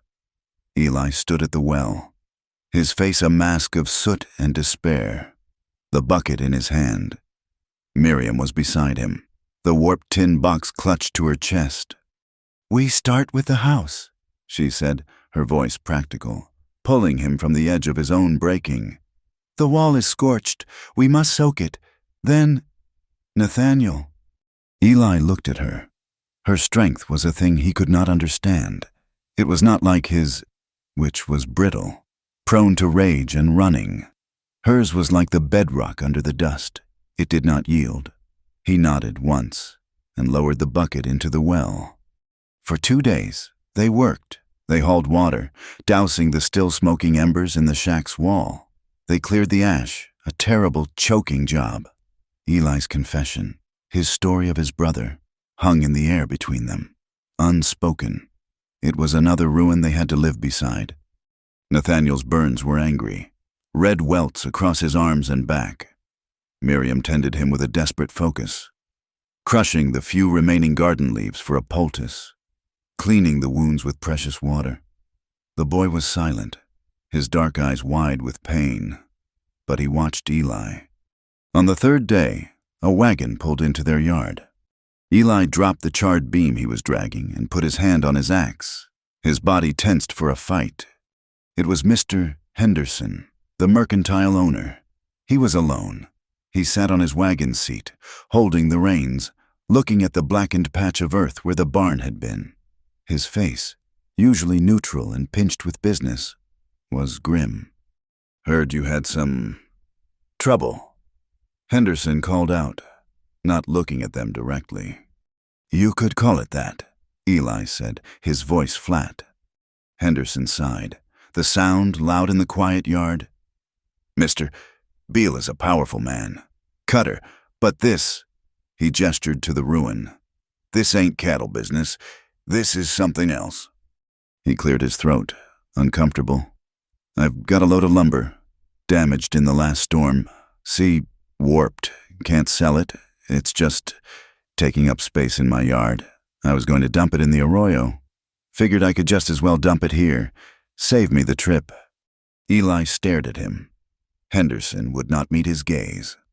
"I don't have money to pay," Eli said. "I ain't asking for money," Henderson snapped, almost angrily. I'm dumping it. You understand me? It's trash."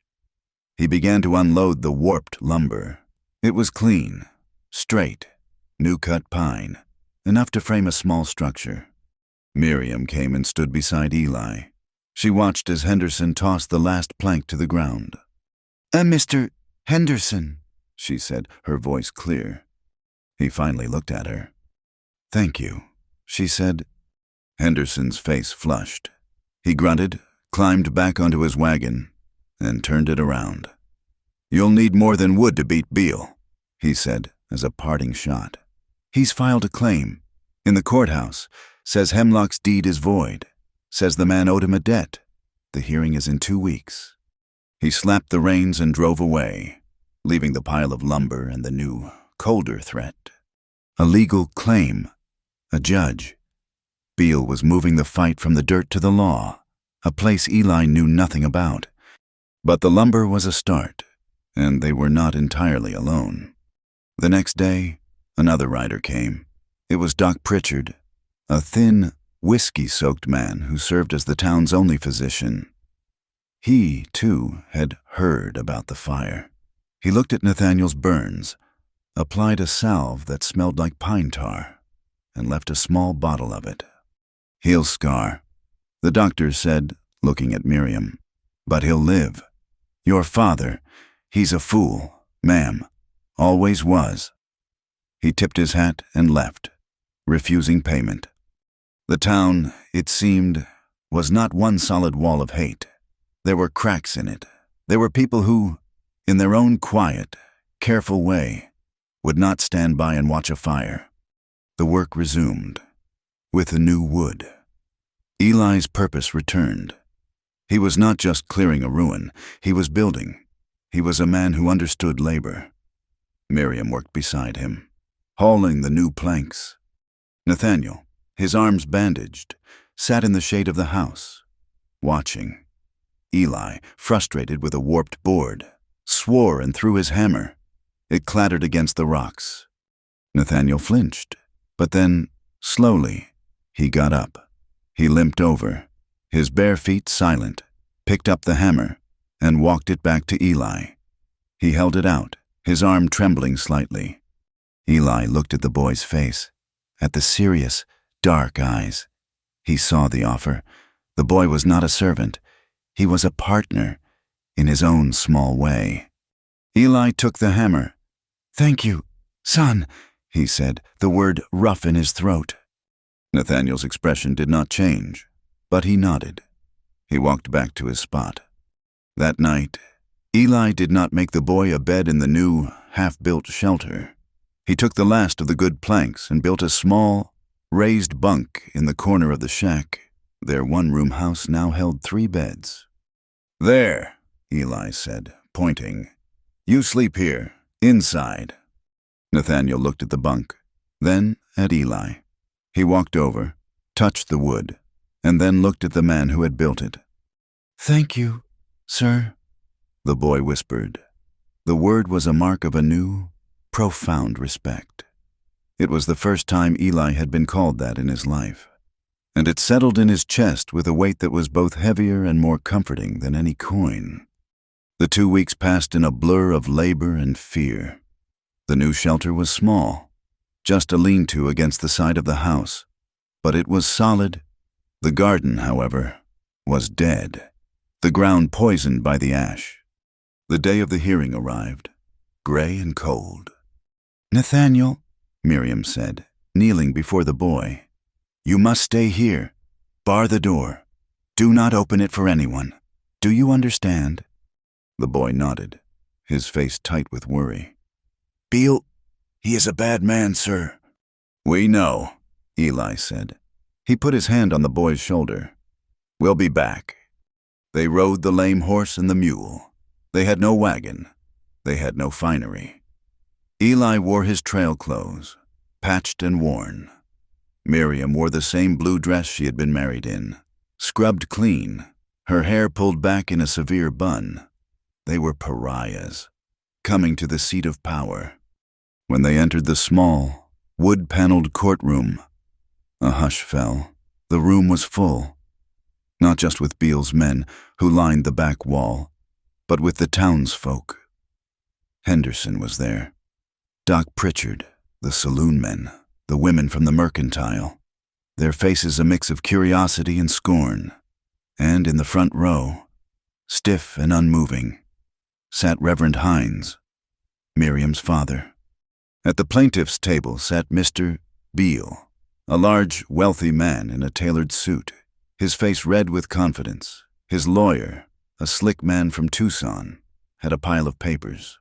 Eli and Miriam sat alone at the defendant's table. They had no lawyer. They had no papers. They just had themselves. The judge, a man named Sterling, was old and looked perpetually annoyed. He read the claim. "Mr. Beale," he said, "you claim the land known as the Hemlock Ranch is forfeit, as collateral against a debt of $1,000, owed by the deceased, Jedediah Hemlock. That is correct, Your Honor, Beale's lawyer said, standing. We have here a promissory note, signed by Mr. Hemlock and witnessed by my client's foreman, Mr. Tanner. Tanner, his jaw still bruised, swaggered to the front and swore an oath. He testified he had seen Hemlock sign the note in exchange for cattle and sundry supplies. It was a lie, clean and simple, but it was a sworn lie. Mr. Cutter, the judge said, turning to Eli, his expression dismissive. You are the current occupant. What say you? Eli stood. He was not a man of words. The room spun. Your Honor, he said, his voice rough. I have a contract. It was filed with Mr. Abernathy. It grants me and my wife the land. A contract of occupancy, the lawyer sneered. Not of ownership. It is null and void if the land was already forfeit. The debt precedes your claim. The judge looked at the note. He looked at Eli. Mr. Cutter, a debt is a debt. A signed note is proof. Your contract is an arrangement. It does not supersede a prior claim of this nature. Do you have any proof this note is invalid? Eli was drowning. He had no proof. He had an axe, and he had his fists. But in this room, they were useless. No, sir, he said. I have the land. I work it. Working the land doesn't make it yours, the judge said, his gavel already in hand. He was ready to end this. Wait. The voice was not loud, but it cut through the room. Miriam was standing. The judge looked at her, annoyed. Mrs. Cutter, this is not... Your Honor, Miriam said, walking to the bench. She was calm, her spine straight. She held no paper, just a single, worn, leather-bound book. Mr. Cutter is my husband.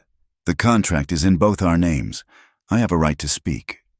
Her father, in the front row, looked at her, his face dark with shame. Speak, then. The judge sighed. Mr. Beale's note, Miriam said, her voice carrying to every corner, claims a debt for cattle and supplies, for $1,000. It does, the lawyer said, wary. We found this in the house, Miriam said, placing the old book on the judge's bench. It is Mr.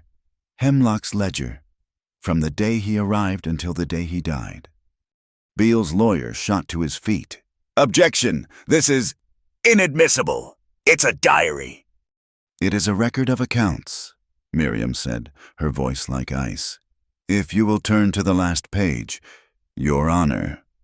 The judge, his curiosity piqued, opened the book. He turned the pages. The last entry. He said, It details Mr. Hemlock's final business. Miriam said, He sold his last 3 steers to Mr. Henderson. He paid his tab at the saloon, and there, the last line. He writes that he has settled all accounts with Mr. Beale, that he paid him $50, in full. A gasp went through the room. That's a lie, Beale roared, standing up. He never paid. He also writes, Miriam continued, her voice rising, that Mr. Beale's foreman, Mr. Tanner, tried to get him to sign a marker for whiskey that was 10 times what he owed. He writes that he refused. Tanner's face went white. The judge looked at Tanner. He looked at Beale.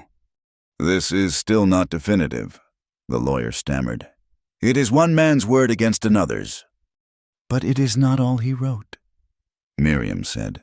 She reached into the pocket of her dress and pulled out a single, folded, yellowed piece of paper. I found this tucked inside the ledger. It is a letter, a draft of his will. Perhaps it was never filed, but it is in his hand. She handed it to the judge. The judge unfolded it. He read it silently. His entire expression changed. He looked up, not at Beale, but at Eli and Miriam. What does it say? The lawyer demanded. The judge cleared his throat. He read, I am not long for this world. The war took my leg and my spirit. Mister, Beale wants my water, and the town wants my silence. I have no family left to care. I leave this ranch, this cursed, broken land, and the well that comes with it." The judge paused, his eyes finding Miriam. I leave it to whoever builds something decent on it." He finished. The room was silent. The judge looked at Beale, his eyes cold. "Mr. Beale, you claim a debt. This woman, this family, they claim a legacy of building. I look at you, and I see a man who owns half the territory. I look at them, and I see a burned-down barn. It seems to me, Mr. Beale, that they are the only ones who have fulfilled the terms of Mr. Hemlock's intent." He raised his gavel. "Mr. Tanner, I find you in contempt of this court for perjury. Sheriff, take him. Mr. Beale, your claim is dismissed. The contract of occupancy, by the will of Mr. Hemlock, is now a deed of title. The ranch belongs to the Cutters." He slammed the gavel. Bang! It was over. Eli did not move. He was stunned. He looked at his wife. She was standing there, her hands clasped, her face pale but victorious. She had done it. She had saved them. The room exploded. People were shouting. Beale was purple with rage. Reverend Hines stared at his daughter, his face a mask of disbelief. "Come on," Eli said, grabbing Miriam's hand. He pulled her through the crowd, past her father, past the glares and the few tentative nods of support. He pulled her out into the cold, clean air. They got the animals and started the long walk home. They owned it, the land, the well, the ash. It was all theirs. They walked for a mile in silence, the shock wearing off, the reality settling in. Miriam was walking beside him, her hand still held loosely in his. She looked up at him, her green eyes searching his face. "I chose you too, you know," she whispered. Eli stopped. He looked down at her. He saw her meaning. In the chapel, he had chosen her. It had been his bargain. But in that courtroom, she had stood, she had fought, she had saved him, she had chosen him back. He did not have the words. He never had the words. So he just squeezed her hand. A tight, firm pressure that said everything he could not. "I know, and I am here." They reached the ranch as the sun was setting. The pile of new lumber looked different now. It was not a desperate repair. It was a beginning. Nathaniel ran out to meet them, his face frantic. "You are safe," he said, not as a question, but as a relief. "We are, son," Eli said, and for the first time, he put his arm around the boy's shoulders. "We're home." The next few days were the best they had ever known. The fear of Beale was gone. The town's judgment, while still present, had lost its power. They had won. Eli worked with a new energy, his hammer blows ringing clear in the autumn air. He was building a proper, small barn, a place for the new goat Henderson had given them, and for the mule, and for the horse he would one day buy. Miriam and Nathaniel cleared the burned garden, turning the ash into the soil. They were planning a spring planting. On the third day after the hearing, Eli needed to ride to the edge of their property to check a section of fence that had been damaged in the fire. "I'll be back by dark," he said. He kissed Miriam. It was a new, easy gesture, a thing of simple affection. "Be careful," she said. "Always." He smiled. He saddled the lame horse. It was the only one they had. He swung himself up. He waved to Nathaniel, who was carrying water, and he rode out, his heart lighter than it had been in his entire life. He was not running. He was checking his own fence line. He was a mile from the house, in a rocky, shallow ravine, when it happened. He spurred the horse for a small incline. The animal lunged, and at that exact moment, the saddle cinch, the main strap holding the saddle to the horse, snapped. It had not worn through.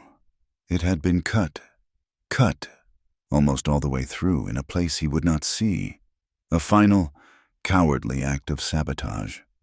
The saddle, with Eli in it, slid sideways. Eli, caught by surprise, had no time to react. He was thrown, hard, from the stumbling horse. He did not land in the soft dust. He landed on the rocks. His head struck a large, flat stone with a sickening, wet thud. And then there was only blackness. The lame horse, panicked, ran off. Back at the ranch, the sun began to set. Miriam looked to the east, to the ravine. The sky was turning purple. He was late. "He's late," she said, her voice tight. "He is strong, sir," Nathaniel said, trying to comfort her. But an hour later, when full darkness fell and he had not returned, Miriam knew. The peace had been a lie. "Nathaniel," she said, her voice sharp with a cold dread. "Bar the door. Do not come out, no matter what." "Where are you going?" "To find him." She lit the lantern and started walking, her steps sure, her heart a cold stone in her chest, following the tracks of the lame horse. She found him an hour later. He was a crumpled shape in the moonlight, unmoving, his head at a terrible angle. The rocks around him were dark with blood. "Eli!" she screamed, dropping the lantern. She fell to her knees, her hands frantic, searching for a pulse, for breath. He was alive, barely. A faint, shallow breath ghosted her fingers. He was unconscious, his skin cold, his breathing ragged. She looked at him, at his broken body, and a rage so profound, so cold, filled her. Beale. This was his answer. He had lost the law, so he had returned to the knife. She looked back toward the ranch. She could not carry him. He was a dead weight. She ran back to the shack, her lungs burning. She grabbed the mule, threw a rope over it, and ran back, dragging the animal behind her. It took her an hour of heaving, crying, and praying to get his unconscious, limp body onto the mule's back. She tied him on, his head lolling, and she walked beside him, her hand on his leg, all the way back to the shack, her mind a blank, cold void of terror. She got him inside, onto their bed. She cut away his shirt. His breathing was a wet, rattling sound. His head was bleeding from a long, deep gash above his temple. His left leg was bent at an angle that made her sick. It was broken. She worked. She was no longer a wife. She was a field medic. She cleaned the head wound, stitched it with her mending needle and thread, her hands steady. She boiled water. She tore their last sheet into bandages. She set his leg. She pulled, her teeth gritted, until the bone grated back into place. And he screamed, a high, thin sound, without ever waking up. She splinted it with boards from the new barn. For 3 days, he did not wake. He burned with fever. He was in the place between, in the darkness, and Miriam could not follow. She sat by the bed. She did not sleep. She did not eat. Nathaniel would bring her water, his small face a mask of grief. "He is strong, sir," he would whisper. Miriam would just nod, dipping a rag in the cool water to bathe Eli's face. She read to him. She did not know if he could hear. She read from the only book she had, her father's Bible. She read the Psalms, her voice a low, steady comfort in the quiet. Sick room. "Yeah, though I walk through the valley of the shadow of death, I will fear no evil." When she could not read scripture, she recited poetry, things she had memorized as a girl before her fall. Western poetry, things she had read in old papers, verses about the land, about the sky, about survival. On the 4th night, the fever broke. His skin was cool. His breathing, though shallow, was regular. He was alive.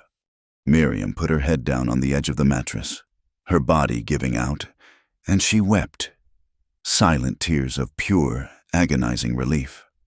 She felt a movement, a hand, weak, clumsy, brushing her hair.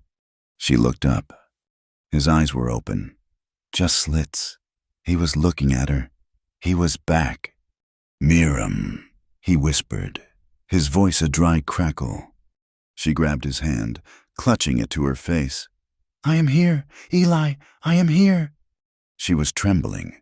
The reaction to the terror, the victory, the love she felt for this broken man. It was all too much. She looked at him, at his pale, ruined face, the stitches she had put in his temple. He had stayed. He had chosen her, and this was the cost. He had nearly died for it. She whispered the old words, the ones she had spoken in the chapel, the curse she had believed was her only truth. But this time, it was not a warning. It was not bitterness. It was a question, a plea, a confession of her deepest fear. "You'll regret choosing me." She trembled, her tears falling onto his hand. "Oh, Eli, you will. Look what it cost you." He looked at her. He was barely conscious, but his eyes were clear. He saw her fear. He saw her love. He understood. His fingers, weak as they were, tightened on her wrist. He pulled her hand to his lips. He did not have the strength to kiss it. He just held it there. "Never," he whispered, his voice a thread, but it was absolute. "Never. Once." Eli's healing was a slow, brutal winter. The land was locked in a cold, hard frost, and so was he. His leg, splinted and bound, was a constant, dull fire. His head ached, but it was the inactivity that was the true poison. He was a man built for motion, for labor, and he was trapped in the small shack, a prisoner of his own broken body. Miriam was his keeper. She was no longer his wife or his partner. She was his nurse, and she was relentless. She fed him, she washed him, she cleaned his wounds, she emptied his chamber pot. She did it all with a quiet, efficient anger that he understood was not aimed at him, but at the world that had done this to him. She was fighting for his life with the same grim determination she had used to board the window, to dig in the ash. He was a terrible patient. He was sullen and silent and shamed. To be this helpless, this dependent, it was a thing he could not abide. "You're favoring your left arm," she said one morning, changing the bandage on his head. "It's fine," he grunted. "No, it's not. You struck your shoulder when you fell. Let me see." "I said it's fine." She stopped, her hands on her hips, her face hard. "Eli Cutter, I have seen every broken, scarred, and private piece of you in the last 3 weeks. Do not play the proud fool with me now. You will move your arm, or I will move it for you." He glared at her. She glared back. He had no power here. He slowly, painfully, rotated his shoulder. She watched, her eyes clinical. "It will mend, but you must use it." Nathaniel became his legs, the boy, his own burns healing into pale, shiny scars, took on the work of the ranch. He hauled the water. He fed the new goat and the chickens. He finished the new shelter. His small hands inexpertly but persistently hammering the nails Eli could not. Eli sat on the porch, his splinted leg propped on a stool, and he directed. "No, son," he'd call out, his voice rough. "Not like that. You're choking the hammer. Let the weight do the work." Nathaniel would stop, adjust his grip, and try again. He never complained. He just did. He was a creature of pure, silent resilience. One day, Eli was whittling, his hands itching for work, when Nathaniel approached him. "Sir," the boy said, "the plowing." Eli looked at the patch of ash-soaked dirt. "It's poison. Son, the fire poisoned it." "The rain will come," Nathaniel said. It was a statement of faith. "I must learn to plow." Eli looked at the heavy, single-blade plow they had inherited from Hemlock. It was too much for the mule. "We don't have the animal for it." The next day, Mr. Henderson arrived with a new mule, a big, strong animal. "Found him wandering." Henderson lied, badly. "No brand. Figured he could stay here till someone claims him. Needs the work. Or he'll get mean."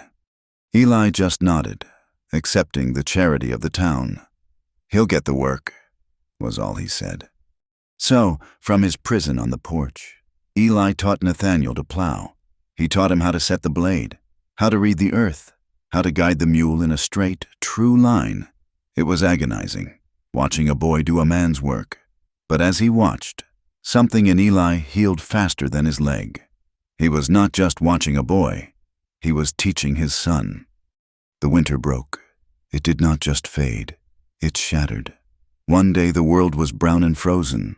The next, the sky turned a deep, bruised gray, and the rain came. It was not a violent storm. It was a slow, steady, soaking rain that fell for 3 solid days. It drummed on the tin roof, a sound of mercy. It washed the last of the soot from the trees. It turned the yard into a sea of mud, and it soaked deep into the garden, pulling the ash down, cleansing the soil. When the sun returned, the land was changed. It was soft, vibrant, and alive. And in the plowed garden, a week later, the first green shoots of corn pushed their way up into the light. The land, like the people on it, was beginning to heal. Eli healed. He graduated from the bed to the porch, from the porch to a pair of crude crutches, and finally, one day in late April, he stood on his own 2 feet. He was thinner. He would always have the limp. The fall had taken something from him, but it had given him something, too. He no longer had the itch to run. With the spring, their small, outcast world began to expand. Miriam had taught Nathaniel to read his name. She had taught him sums. The boy was quick, his mind a dry sponge. One Sunday, a wagon pulled up. It was not Henderson. It was a woman named Sarah Donahue, a rancher's wife from 10 miles east. She was a stern, quiet woman who had been in the courtroom and had watched Miriam speak. She did not get down. "Mrs. Cutter," she called. Miriam came out, wiping her hands on her apron. "My boy, Thomas, Mrs." Donahue said, nodding to a small, tow-headed child in the wagon. "He's 8. He cannot read, and the ride to town is too far." She paused, the words costing her. I heard you were a teacher once. I have flour and sugar." Miriam looked at the woman, then at the small, shy boy. She looked at Eli, who was leaning against the new barn wall. Watching, he nodded. "Once." "Next Sunday," Miriam said, her voice steady. "Under the cottonwood tree, 9 o'clock. "Mrs." Donahue nodded, relieved. "We will be here." She was, and she brought another family with her. The Weeks, they had 3 children. Within a month, Miriam was teaching a small Sunday class of 7 children under the shade of the big tree. She taught them reading from her Bible and poetry from a small, worn book she had kept hidden with her tin box. She was no longer Miriam Greaves, the fallen woman. She was Mrs. Cutter, the teacher. The town that had cast her out was now, family by family, coming to her, asking for the one thing she had in abundance: knowledge. Eli would watch from the barn. He would watch his wife, her face animated, her voice clear and strong, as she pointed to the letters on a slate. He would watch the children, who adored her. He had married a contract. He had ended up with a pillar. The healing, however, was not complete. There was one ghost left. It was a Monday, a supply day. They were all in town. Eli was walking, his limp more of a permanent rolling gait. He was loading fence wire, his body strong again. Nathaniel was with him. Miriam was in the mercantile, buying seed. She came out onto the boardwalk, her bag in her hand, and she froze. A black buggy, one she knew better than her own face, was turning onto Main Street. It stopped in front of the sheriff's office. Her father, Reverend Hines. Miriam's blood went cold. The strength she had earned, the respect, the peace, it all dissolved. She was a child again, a sinner, an outcast. She did not run. She simply faded. She stepped back into the shadow of the mercantile's overhang, pressing herself against the wall. as if she could become invisible. She hid. Eli was across the street. He saw the buggy. He saw the Reverend, a man he had not seen since his wedding day. And then he saw his wife. He saw her shrink. He saw her hide. He saw the terror on her face. A cold, clean rage filled him. It was not the hot rage of the saloon or the desperate rage of the fire. It was the protective, righteous anger of a husband. "Nathaniel," he said, his voice low, "stay with the wagon." He dropped the wire and began to walk across the street. He was not a drifter. He was not a brawler. He was Eli Cutter, landowner, and he was walking with a limp and a purpose. Reverend Hines had just stepped down from his buggy. He looked older, more severe, his black coat dusty. He was clearly in town on business. He saw Eli approaching, and his face tightened into a mask of disapproval. "Mr. Cutter," Hines said, his voice cold. "I am here to see the sheriff." "He's not in," Eli said. It was a lie. He had no idea where Cole was. "You're on my time now, Reverend." Hines bristled. "I have no business with you."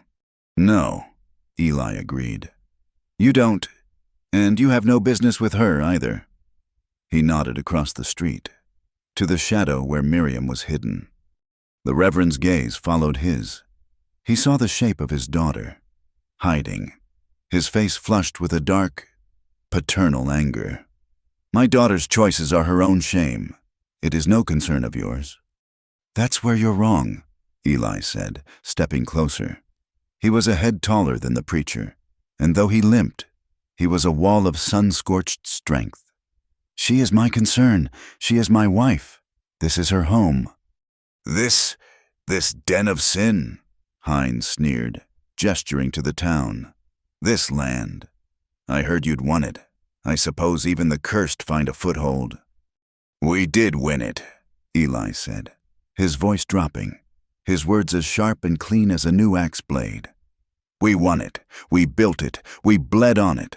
And we held it, which is more than you ever did for her. I gave her a name. I gave her scripture." "You gave her shame," Eli countered, his voice ringing in the street. People were stopping to watch. "You gave her a cold stone when she asked for bread. You cast her out. You let the town name her.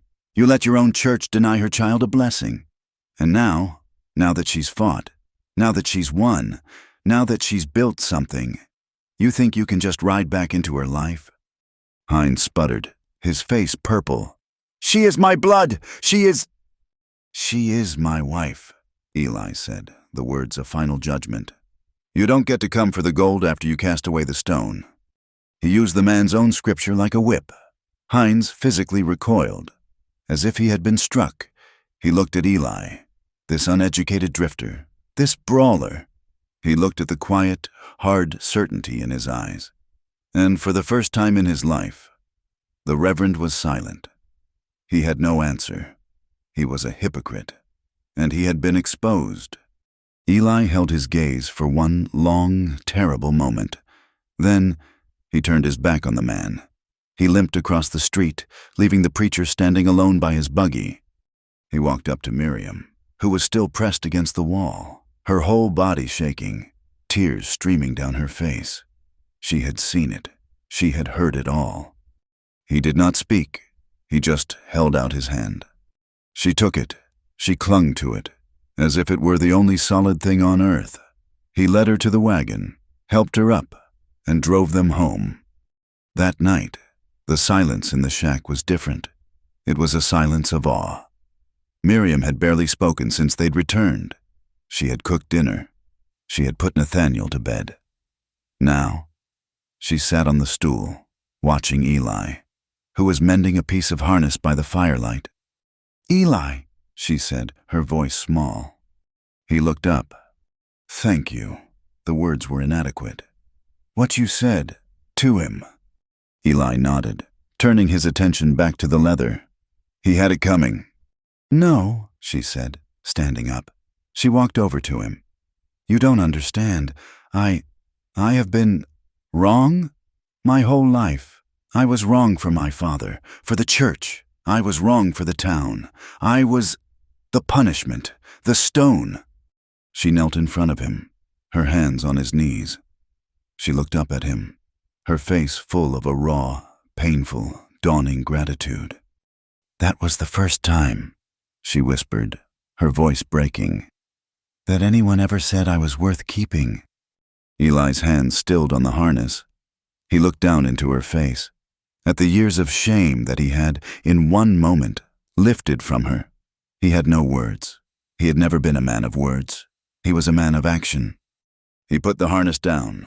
He stood, pulling her up with him. He took her hand. "Come on," he said. "Where?" He didn't answer. He led her out of the shack, into the cool, moonlit night. He led her past the well, past the garden, to the new barn. It was not the barn he had dreamed of. It was small, sturdy, and smelled of fresh pine and goat. It was unfinished. The loft was just a set of beams, but it was theirs. He led her into the center of the hard-packed dirt floor. The moonlight streamed in through the open door, painting a silver square on the ground. He turned to her. He took her other hand. He was awkward. He was a man with a stiff leg, a scarred face, and a past of running. She was a woman with a ruined name, a buried child, and a past of hiding. He pulled her closer, his calloused hand on her waist. She put her hand on his shoulder, and they danced. There was no music. There was only the sound of the crickets, the soft sigh of the night wind through the new pines. He limped. She was stiff.